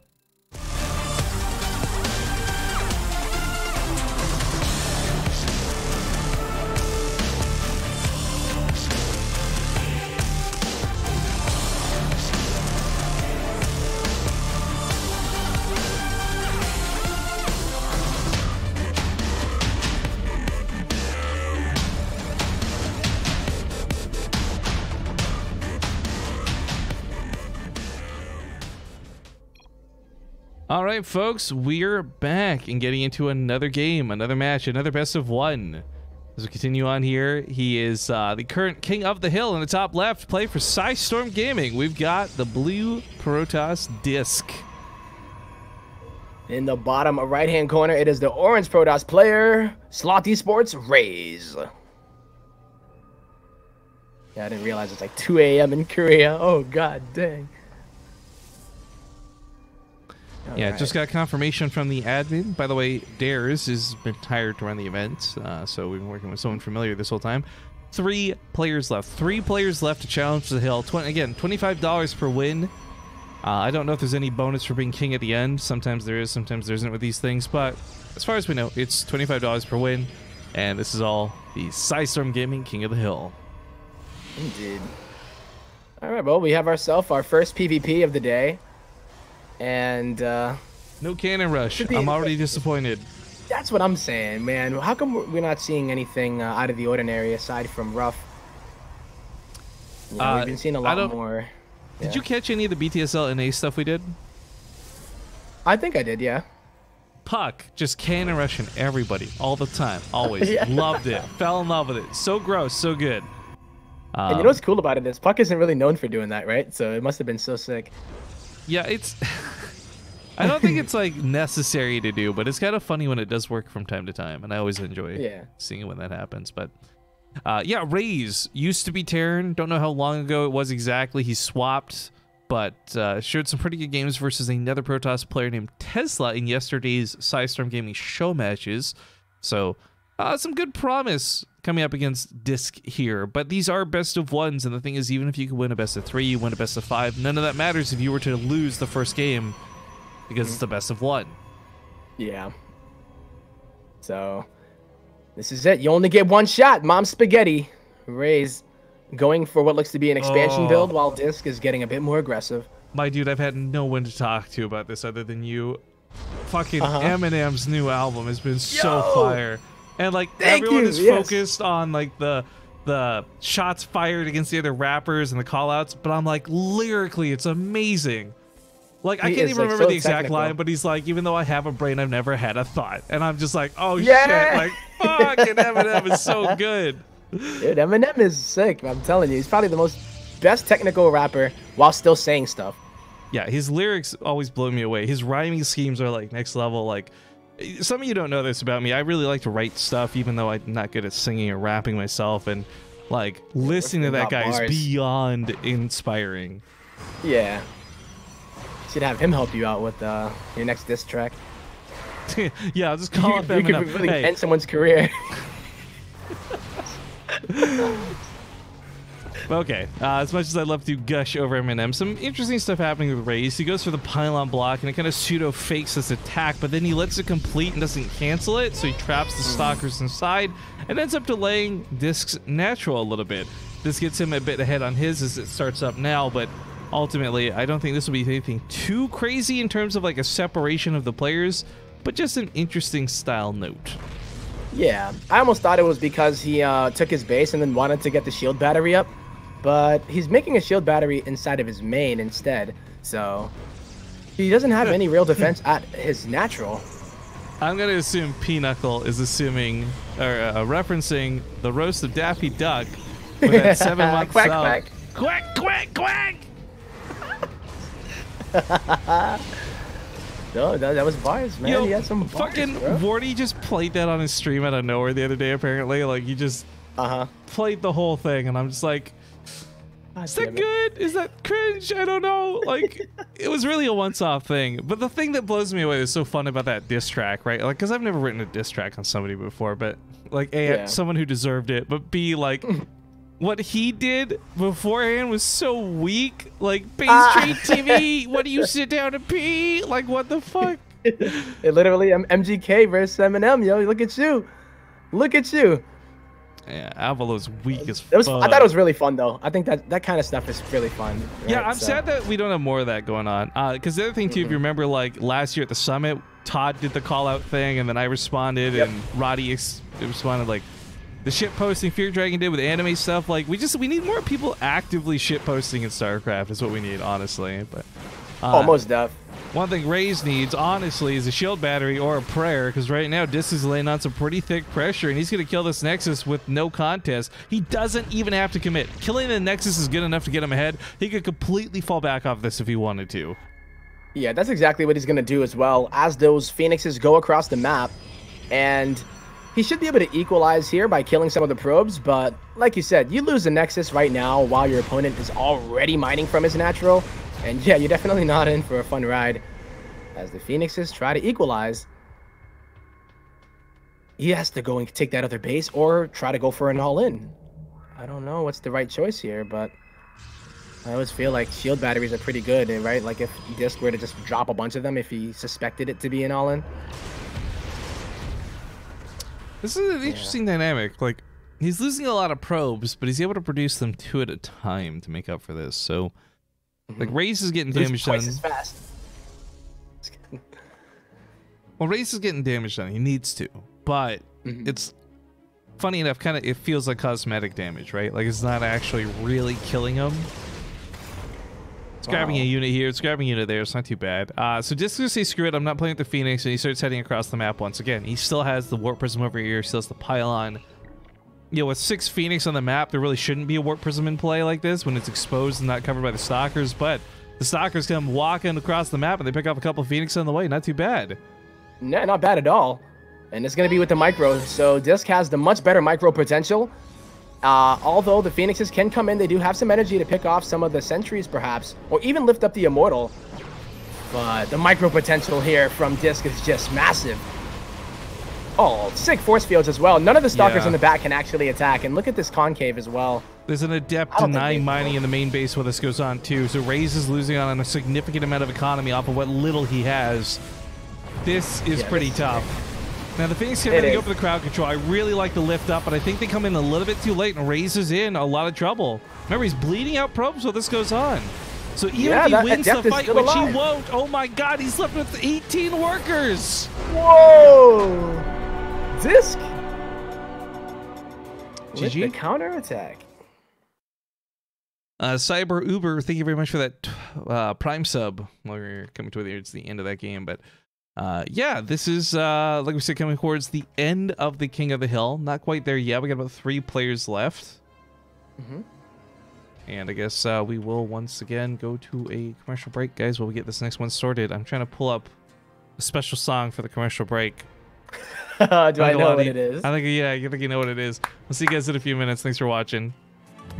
What are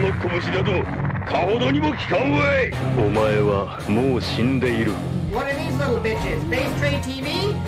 NANI? So you think you're, what, hot shit? Trying to drop this diss track? Nobody knows what you're saying. All we hear is quack, quack, quack. Oh, interview bots. It cheated the map. Hacker. It couldn't possibly be that I'm just a slacker. It's everyone else's fault. It couldn't possibly be mine. If it weren't for Reddit, me and Maria would be just fine. I've got news for you, Avalo. A wake-up call. Your win rate's like your dick. Terribly small. Stop all the hate and quit being dumb. You're more Daffy Duck than you are Rice Gum. And that smack talk about casting? You think that's funny? You hear the sweet track? I bought it with caster money. See, I can do that. Like buy things from Audio Jungle. My career's not a joke like your Ravens are in a fungal. And your ability to micro is hella out of whack. So a decent play style isn't all you lack. I've never even seen a clip of you or your sick gameplay. Because people only ever clip you raging every day. If you want to be the next mech bonjour, get your shit together. Hua, hua, hua!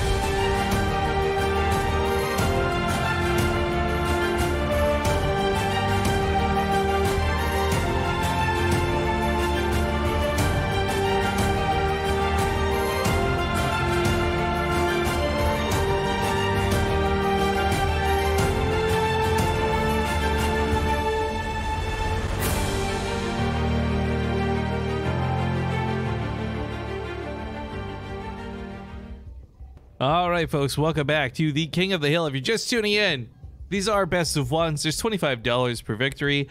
It's spawning here in the bottom left to kick off this game. He's got 2 points on the board. He's defending the good name of Psistorm Gaming. We've got Disc. And in the top right-hand corner, one of the strongest players on Psistorm, it is the Red Zerg player, Silky. Yeah, Silky in BTSL Vancouver, he's one of the guys who flew out for it earlier this year, and he took on Hero in the round of 8. And Silky lost, but each of his games made me think he could have possibly actually beat Hero. And I know that sounds really silly to say, but I really want to emphasize that when Temp0 says he's one of the strongest games, or excuse me, one of the strongest players in Psistorm Gaming, he is not exaggerating. I think Silky is one of their strongest players at the moment. Of the non-Korean variety. Of the non-Korean, of course, yeah. Jon Snow's got a lot of notability to his name, too, but, like, Silky, for me, I see him as a very powerful player, and I think he should take this game. Yeah, I would say so as well. And even seeing the last game that Disc had versus Starkiller, yeah, he brought that one back, but I feel like Silky is a little bit more refined with it. And let's see how it goes, or if Disc has anything that he can pull out as well. Because we've seen him kind of go for the macro style in ZVP, whether he was forced into it or not. He still shows that he's really good at harassing while continuing to make the right tech choices. Hey, Mike Zeckham, thank you for gifting a sub to Amovicidus. Also, guys, reminder, 30 minutes to go. That means check-ins are open for BTSL Amateur. If you guys want to play in the Amateur tournament, if you are in the category of Diamond or below, The tournament today is made just for you. That starts in 30 minutes from now. If you need help on signing up, you need a walkthrough on how to get in there, you want to make sure you don't miss out on a chance to play, just message Dares. Dares. He's here in Twitch chat with us. He's also on the Discord server where we've got a channel dedicated to this stuff. His job, we are like, do not feel like, oh, sorry to bother you, Dares. I don't want. No, we're paying him for you to bother him with your questions on how to sign up and how to play. Dares is an all-star running this thing behind the scenes. And today's a very important day. The reason we're really pushing it is because people have been asking us to run it on the weekends instead of on weekdays.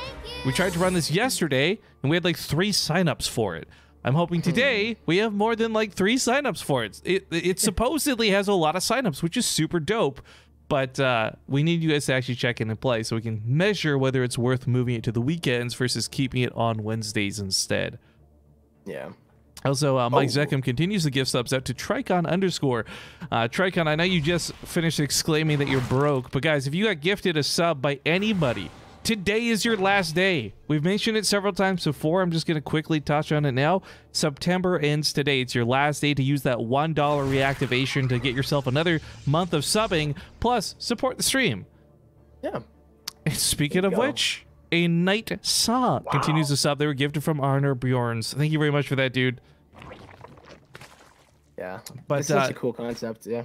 Disc, he showed us some good games so far, right? And yeah. I had a little bit of a, call it like bias against Disc. I thought he didn't look that great in BTSL North America when he came to replace True, so I didn't know how good he would look today. But his 2 wins so far have looked pretty stellar. If he can pull off a win against Silky, then I'm convinced that Disc is actually the great Protoss unknown in North America.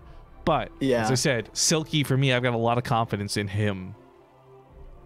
Oh, for sure. I mean, I don't know who else they'll be throwing at him afterwards. So if Disc can get by this obstacle here that is Silky, I might even claim him to be the king of the hill. I know Jon Snow is a player that's still yet to play. I don't know if he's playing today or not, but I just know that there's 3 more matches. 3 more best of ones. All right. Well, we see a non-Stargate opener coming out of Disc, who's going to be going for either a straight-up Archon drop or the DT harassment into the Archon drop. Seeing this one kind of fall more out of favor. Oh, I like that Overlord, by the way. I did confirm that the Warp Prism came out, too. So if you see something like an Immortal get pumped out first, you have a very different reaction. But seeing the Warp Prism, I think Silky's going to know exactly what's coming his way. The problem is, though, what he has right now isn't actually that great. With the DTs coming in first, they're going to get a couple of free kills, back away, and turn into Archons. Yeah. They can't commit to the Spore Crawler. He can't commit to the Spore Crawler. Oh, he just fucked up. Uh-oh. He loses one of the DTs. That's actually a really expensive loss this early. That's a big mistake out of Disc. Yeah, the problem, too, is that it delays the double Archon drop. So it's not even necessarily how much it costs, but even the time that you have to warp in another one just to make another Archon. A single Archon drop is really not that scary. It's really the double one that makes it super annoying to deal with. Wow, he's actually not even going to make them into Archons. He's just trying to harass here and there, but he's not really getting much done. Hans Neo in chat says, how can I join your cup today? So the stuff we're casting right now is a pro match going on with Psistorm Gaming. There's prize money involved here, but if you want to play in the amateur tournament we just referenced for Diamond and below, your best bet is to talk to Dares, D-A-R-E-R-S, in the chat. He's got mod. He's pretty easy to see. For some reason, he's rocking his TwitchCon 2017 badge instead of his 2018 badge. Dares get with the times. But yeah, he's the guy running the tournament. He's the admin, and he's the guy who will help you figure out what to do and how to play if you want to compete. So honestly, I encourage you guys to play. When it's the cup, it starts in about 20 minutes, guys. Also, Tricon is continuing to gift his sub. Thank you for that, Tricon. Boom. All right. Well, the DTs didn't really get that much done here, but at least we're still going to be seeing a third base come out of Disc, even though it is a little bit later than he would like it to be. I feel like not going for the Archon drops, the fact that he didn't, it's all because of that losing of the DT. So he thought he would be a little bit more fancy and try to run in with a couple here and there. Multi-pronged harassment, but Silky's a little bit too solid and hasn't even lost much of anything. Quick apologies, guys. Sorry, I forgot to mute that. I've been pretty on point for some of the mutes today, but I missed that one. I'm sorry. I hate being sick. I can't wait to go back to having my job just be like a comfortable, enjoyable experience. Warp Prism is not doing micro on this side of the map. The run by out of Silky really screwed Disc out of an Archon. It might be, yep, out of 2. Oh, 10 workers go down. Yep. That's so bad for Disc. Like, Disc, between the DT to this attack, like, he's making mistakes, and you can't make mistakes against a player like Silky. Absolutely not. And already getting Hydras out makes this so much easier to hold. Now, you might not have any upgrades just yet, or even have the range upgrade for the Hydras, but getting that economic damage done is just going to solidify his position in this game. I guess the only thing you can criticize him for would be that he didn't have the 4th, but I don't think he was planning on getting it. I feel like he just wants to go for the counterattack and might even end the game with it. So people are asking about smurfing in the amateur tournament. Here's the thing, guys. Your prize for winning is not $50 cash or anything like that. It's they pay for an hour of coaching with a player of your choice. So if you smurf and win, and then you're going to go get coaching from Cyril or something, Cyril's going to quickly identify that you're not diamond and below, let us know, and then, like, you've wasted everybody's time. So exactly. Just a waste of time, you know, this honor system, ladies and gentlemen. But here we have the attack here from Silky. As soon as +1 finished, he might not have the... Okay. I was gonna say, he doesn't have the speed upgrade for the Hydras, but he's already there. No, Disc lost 2 very important fights before that, so leading into the loss here, Silky becomes your new king of the hill. There you go. Super smooth play and very, very swift game.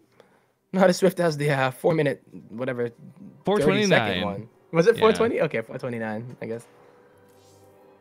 All right, well, we'll get this next player set up quickly, guys. We're going to once again hop to commercial break. While we do, thank you for watching, and thank you for all the, I guess, hype for the BTSL Amateur Tournament that people are getting excited for coming up next. But we'll go to commercials for now, and we'll see you guys in a little bit.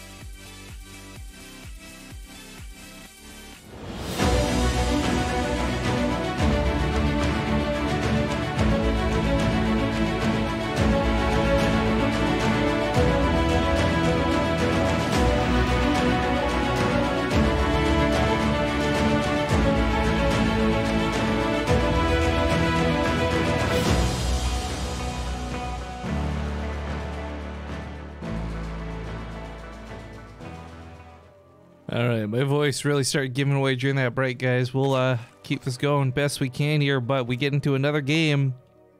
If you were a big fan of Disc, by the way, he is streaming. So if you want to catch some more of him, you guys can find him there on Twitch. But spawning here in the bottom left, he is the challenger. Now in this ZVZ, we have the blue Zerg Caleb Aracus. Caleb? Dank Rackus. Arakaus. In the top right-hand corner, the current king of the hill from Psistorm Gaming, it is Silky. And a big thank you to Comedian1 for that 3-month resub. Says, will a sub make your voice feel better? Probably not, but the feeling is good. You got a nice warm fuzzy feeling inside from it. I don't know if fuzzy feelings are going to help your voice though, you know?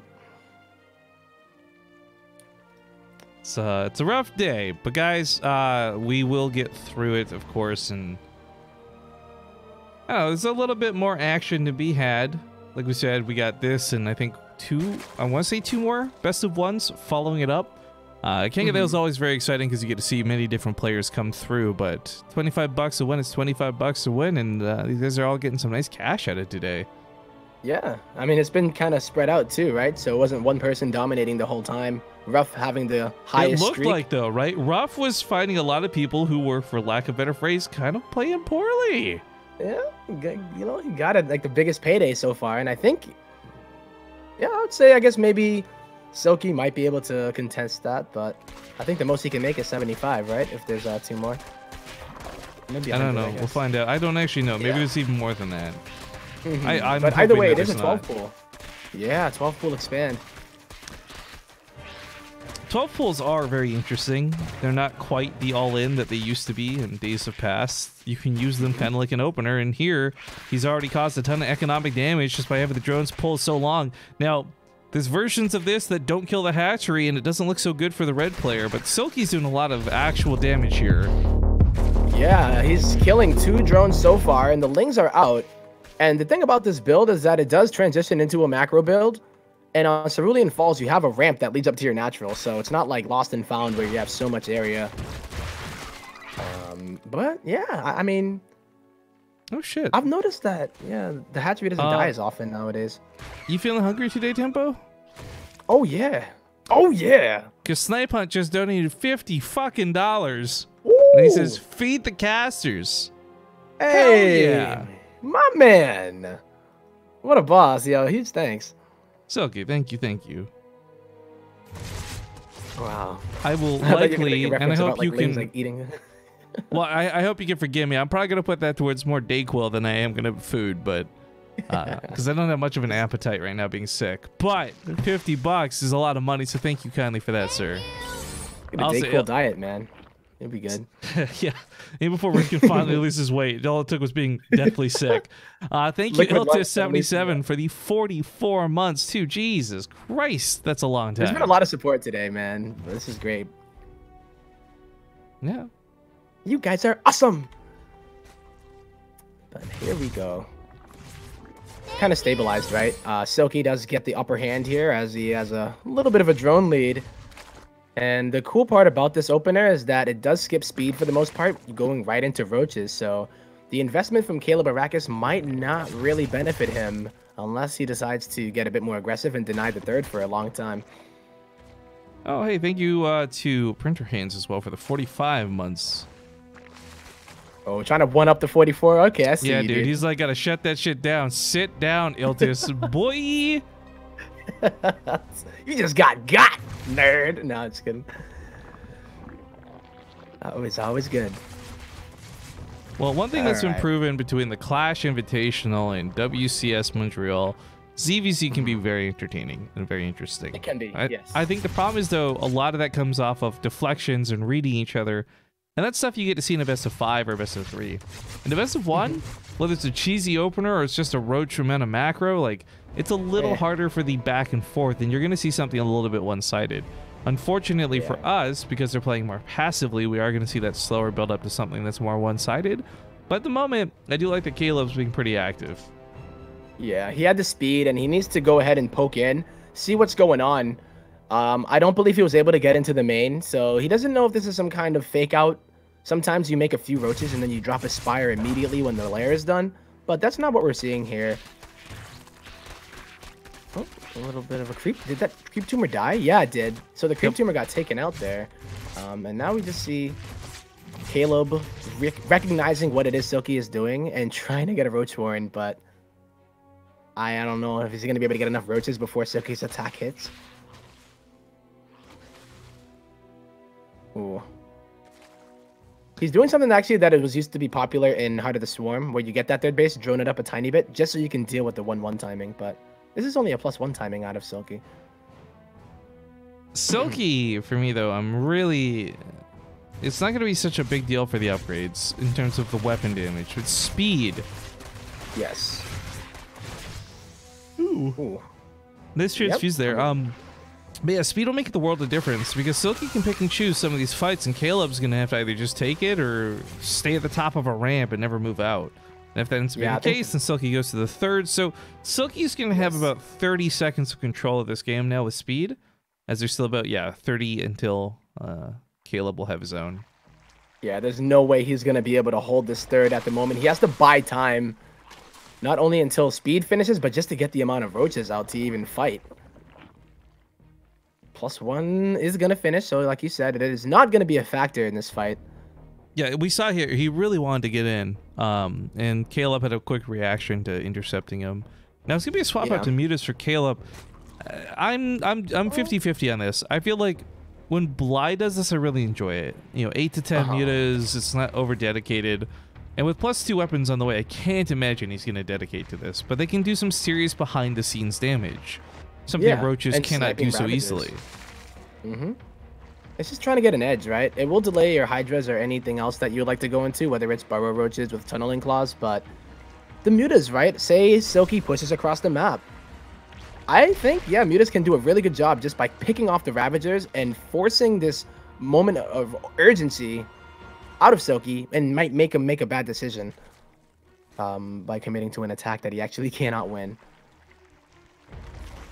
So, but I still love his economic position. The fourth base is already about to complete for Silky, and he's getting another upgrade. So he's going to have the 2-1 on the ground, regardless of the Mutas being a factor. Princess Jita wants to know why all of our emotes start with Ace. Because base was taken, and Ace is a cool fucking word that sounds like base. Boom. Boom. The more you know. The one thing I don't like about the Mutas is that, this is a normal transition in this stage of the game, the Hydras, whether they go for lurkers or not. So, I mean, if he notices that it's Muta, he doesn't have to morph them all into lurkers, and then he can just go into straight up Hydra. Caleb's doing something a little bit risky, though. By going for Mutas, combined with Tunneling Claws, combined with Burrow, combined with +2, he's spending a lot of money on upgrades and not a lot of money on actual army. So Silky actually has a pretty beefy fight he can take. He snipes off the base.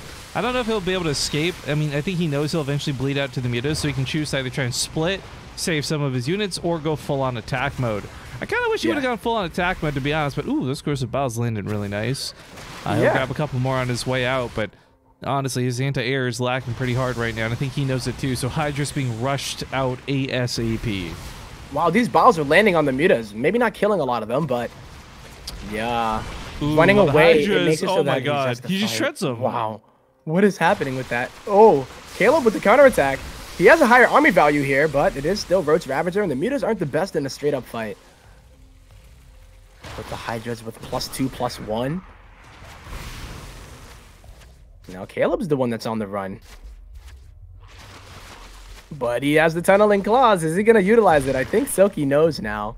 No, at some point Caleb... Oh, the hatchery was researching Burrow was over here, the one that died. Oh, no! So he has tunneling claws, but he has no Burrow to take advantage of it.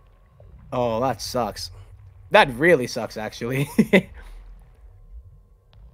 Yeah, that's a big deal. Waste of an investment.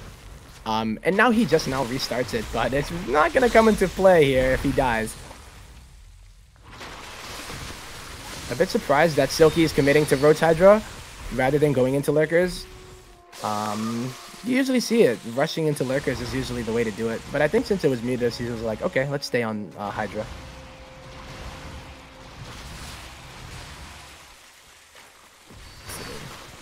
Concave in the middle of the map. I like the high ground. That's going to help out a lot. Unfortunately, though, the Hydra damage is just so good. And Silky with an armor upgrade, Caleb lacking it. It's just like all adding up here. And this is starting to really get out of hand. And as you said, like he might have Burrow, he might have Tunneling Claws, but he won't get a chance to use it if he's dead. Nope. 94 to 64 army supplies. Silky pushing on in. Hydra speed is right about to finish. And Caleb has gone into a corner. I think he did that by accident. And there's way too much here for Silky. He's going to push in here for the win, man. Yep. GG, well played. Silky holds on to the title of King of this hill. Gets another win and another 25 bucks. Not too bad. So, Caleb held his own, though. I would definitely put Silky as a favorite player there, but... Oh, man. This didn't work out for him there. No. We'll see who comes up next. Guys, we are 3 subs away from reaching our daily sub goal. So we've had a lot of generosity, a lot of gifted subs, but if there's 3 of you lurking that have your Twitch Prime off cooldown, I'm begging you. Please consider hitting that button. Man. Yeah, we're actually, it's great. We're sitting at 1650 subs right now, which is a lot, frankly. I know people like Winter have like 3K and stuff, but it's really cool seeing that after all of these gifting subs are starting to expire that we're still above 1,000, which feels good. Is that fear that awesome, I wake up tomorrow and that number says 700 or something instead? Like, but what? Yeah. Oh, look at that. Boom. Here we go. It's going down, Rifkin. Phantom Shadow. Hell yeah. And then Very Bash also combos in there with his own sub. Doesn't rock a Twitch Prime, but hey, thank you for that. Nice. One more sub, Rifkin. One more, remember? Yeah.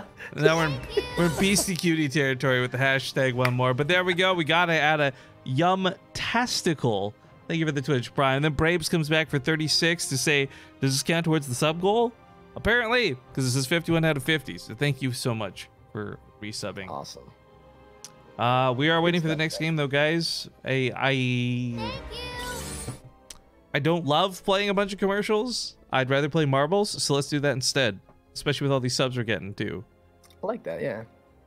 Hawk Empire, thank you for the brand new sub. And then thank you as well to Karonic for continuing their gifted sub. Here we go. Beast mode. Sometimes you wanna go where everybody knows your name. Cool. There we go. There's Braves. All right. I'm getting the marble race up right now, guys, while we wait for this next map to start. If you want to play, all you got to do is type !play in the chat.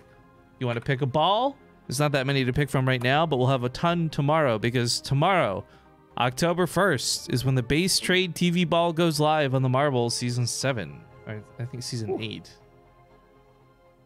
Yeah, so like what? Marbles is like, it's been a thing for a while, but is it just more recently getting popular? Yeah, I think it's more popular. Streamers started playing it, more people realized like this is a cool fucking thing. This is really fun, yeah. I think what bothers me, and I'm not naming any names with this because I don't have anyone I'm upset with in particular, but I see some people out there, they're trying to use this as like, oh, sick, cash grab, here's the next money thing. And like if it works, it works great. I mean, I did a sellout 9-hour stream, so I'm not going to pretend like I'm not part of that crowd, but I really like it like this, where it's like, hey, we got some downtime. I don't want to have to play commercials. Let's play some marbles instead. I think it's a fun way to fill that gap. So guys, we're gonna hit the start button now. You got 30 seconds. If you want to play, all you got to do is type !play in the Twitch chat. Also, that quick reminder that 5 minutes from now, BTSL Amateur will start. It's on the European server. You got to be in chat channel BaseTradeTV 2. Talk to Dares about making sure you're checked in so you don't get left out of the bracket. If you are diamond and below, that tournament for you starts up in 4 minutes from now. So be sure to check that out. Oh, yeah. The new challenger, by the way, is Jon Snow coming up next. Okay. Yeah, it was. It's only a matter of time until they fielded him. So there he is, one of the end bosses here for Silky. So it will be another ZVZ. Yeah, actually, I think this is the last match of the day, from what I understand. Okay. So Jon he's the final boss. Yeah, he's very literally the final boss. Jon Snow, of course, can win $25 for playing 1 best of 1. Silky could get a possible 75 for winning 3, but that's if he wins. Regardless, ZVZ to finish off the day. What do you know? What a surprise. It's just like a ZVZ finals, right? It was always meant to be. So yeah, we'll be Silky versus Jon Snow. And it's going down on Lost and Found too. So that lobby's getting up as we speak. So this will have to be the last marble race for now, guys. We got Seek 87 in first place, but we're going to cast or curse him by spectating his ball, as tends to sometimes happen. I'm saying sometimes. I really mean always. Yeah. Always. It happened to me every single time somebody. It's like, oh, and here comes Temp. Over the hill. Involleyball asks, if you only play against bots and sometimes lose, can you still play in the tournament? Yeah, as long as you're diamond and below, you're eligible to play in the tournament. So like, no. Whether you lose in the first round or not, who cares? Go play, have some fun. I mean, it can sometimes be a little intimidating signing up for these things, but that's why we hire Dares and we pay him a salary so that he can walk you through it and hopefully make things a little more comfortable for you to play in a tournament. So please, guys, please, I'm begging you, take advantage of it. If you're diamond and below, I want to make this clear. I get nothing from this, right? We're not casting it. I'm not getting any sort of pay. It's free to sign up, right?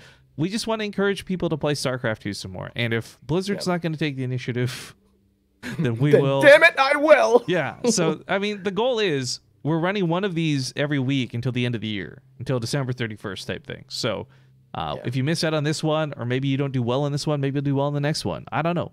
Either way, I wish you guys the best of luck, as that will be starting here very soon. We're in the lobby. Apparently, whoops, I got to move Silky up. Check race. All right, if John says ready, then we'll get into Lost and Found. But congratulations to Jirish, or J-Irish1, Tectao, Gunman 2334 for you guys is in your top 3. So we watch us the marbles come in, and we'll hopefully see your marble finish before we got to get going, guys. Keep an eye out for your names. Oh. There are so many of them, dang, yo. Did you know there's that Key and Peele sketch that's really famous about the whole, like, hey, Aaron, I'm looking for an Aaron. Yes. I'm watching you type Jon Snow's name in all chat or all caps. I'm like, J-A-Rod. J-A-Rod. Dude, that's one of the funniest things, right? Like Hinkle McCrinkleberry or whatever. Like, oh, I love them, man. They're hilarious. Hello. All right, guys. Hello, Rifkin. Here's the quick scroll. The players are ready. We're gonna hit start. Hopefully, you'll see your marble's name. I'm not going back up for this because we got to get into Lost and Found for the very last best of 1 today.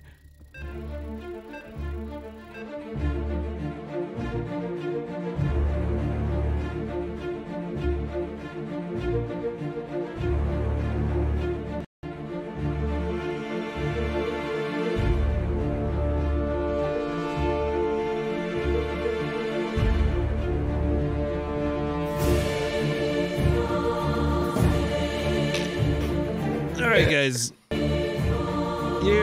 you're gonna stock over the intro because we loaded in for Silky to say 1 minute. I am beyond furious right now, not because he gets ready and it says 1 minute and pauses the game the second it loads, but because I have the stupid bug where the Windows start bar is sitting over the bottom bar. I cannot see anything below where the mouse cursor is right now. So I can't see Silky's name. I can't see his minerals. I can't see his gas. Oh, no. I can't see anything. And you know what? If I can't see anything, then neither can I got you. No. Neither can stream. No? You're just gonna... God. All right. Let's not do that. But okay, I legitimately can't see the bottom bar, guys, so this could be a lot of fun casting this one. Spawning here at the top right, he is the challenger to this King of the Hill. In the top right, he's the final boss. It's Jon Snow. And in the bottom left-hand corner, it is the man, Psistorm Gaming Silky. Isn't that the argument, guys? Like, Brood War's so great because we see less information. Yep. So just cover the mini-map up, you know, take half of the information. Just crop 90% of the screen. Uh-huh. Yes. All right. right. But this is actually the end of the day, guys. So I hope you've enjoyed this day of show matches. Not even show matches, King of the Hill matches, excuse me. Lots of best of ones, lots of Psistorm players, some non-Psistorm players. You got a little bit of peek at what North America has to offer. Some good, some bad. But this will be the end of the show for us. I know that the amateur tournament's starting, and I wish all of you guys the best of luck who are competing. In fact, it's already started as we're speaking. But I will not be casting that. If I had more energy, if I wasn't so sick, I absolutely would have no problem doing that. But best of luck to all those competing. Yeah, gotta get your rest, right? Like, the more that you stress yourself out and just like truck on through, then the longer recovery time. So gotta be fresh for the week, man. And I wish you the best of luck in your recovery, because being sick sucks. I mean, that's literally one letter difference, right? So. I'm actually, where's the bracket for this? How many people signed up? Gotta take a quick look. Damn!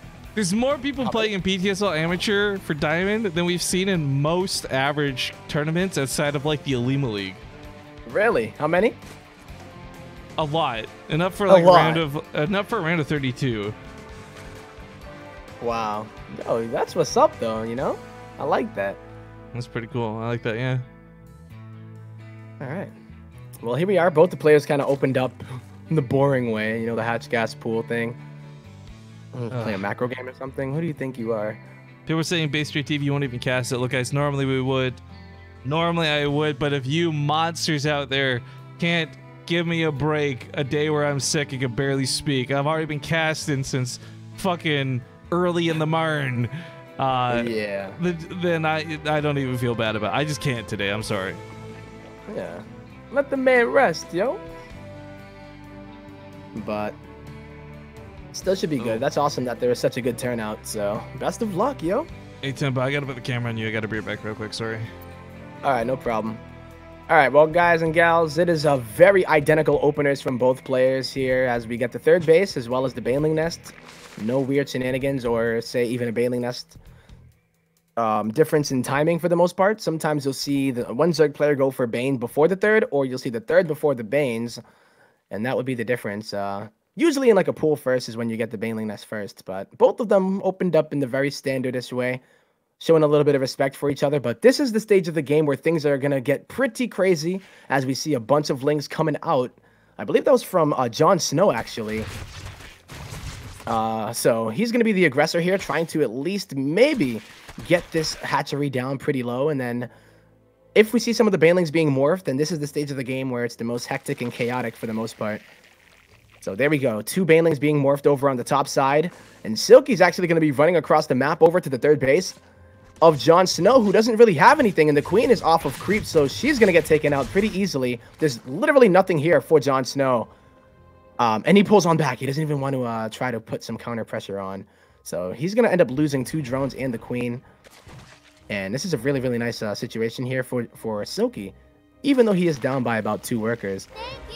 So he got the pressure off of his back and is able to get a full scout. Now, these Banelings are going to try to morph in, but they're not going to get anything done. I think the most important part is that you see the lair timing, right? So I don't think that there's even a lair for Silky. He's getting the Roach Warren, though. So he might go for some Roachling all-in if he doesn't start his lair very soon, but it looks like it will begin. And yeah, it's been kind of an uneventful Ling Bane phase of the game. Usually this is a lot more hectic and chaotic, but just by forcing Jon Snow to go back, it seems like Silky wasn't trying to deal with any of that. So he almost loses all the Lings there, but he pulls it back at the last second. And now we're going to be going into the Roach phase as we start to drone up those third bases. And with the +1 around the same time for each player, the only real difference here is that Jon Snow is going to have a much faster Roach speed. So if he decides to go for a +1 Roach speed timing, it's going to be in his favor, right? It's so dangerous for you to go out onto the map as a Zerg player if you don't have Roach speed. Unless, of course, the other opponent is going to be going for Muta. So we don't know if Silky's going to do that yet, right? We saw him drop down the Spire. Oh, no, that was Caleb that dropped down the Spire. So Silky seems to be by the books for the most part. While Jon Snow, ooh, trying to get that 4th base up, but it goes down. And the big issue here, I think, is that he's the one that had his lair delayed, I believe. So, yeah. Hey, no doubt, man. Back out the How you feeling? Not great. No doubt, no doubt. Feeling all right, buddy? I'm happy that it's the end of the day. It's Yeah, that way. right. You didn't really miss that much. The Ling Bane phase was pretty tame for the most part. That's a lot of drones for both players at 6 minutes, though. Yeah, that's what I'm saying, right? Like, it was super tame. Like, wow. Not what you would expect. Yeah. And the only real difference is that I think the delayed spire, or rather the delayed lair from Silky. That's about it. I'm not sure what happened, but somehow during the break, the taskbar went away. I can see Silky's Wait, name really? on the overlay again. Hey! I didn't even do anything for this because I literally went AFK. It just disappeared. But okay, cool. Well, it's like when you tell me not to mess with my audio settings, like, just don't even bother, you know what I mean? Like, sometimes things just settle out on their own. I want to know what magic just happened there, but all right. Sorcery. I really like late game CVZ when it comes down to a lot of roaches and ravagers. So for me, missing out in the early game kind of works out perfectly as I sit down to the good stuff. But Yep. Corrosive Bile's getting launched, and like ravagers doing what they can. The reality is though, like looking at this army coming in, Silky's missing a few roaches, and I'm not sure if that's from a drone round or queens. But Johnson's got the bigger army supply. Yeah, and he's gonna be able to fight this back. Oh, he targets on the ravagers too. Is he?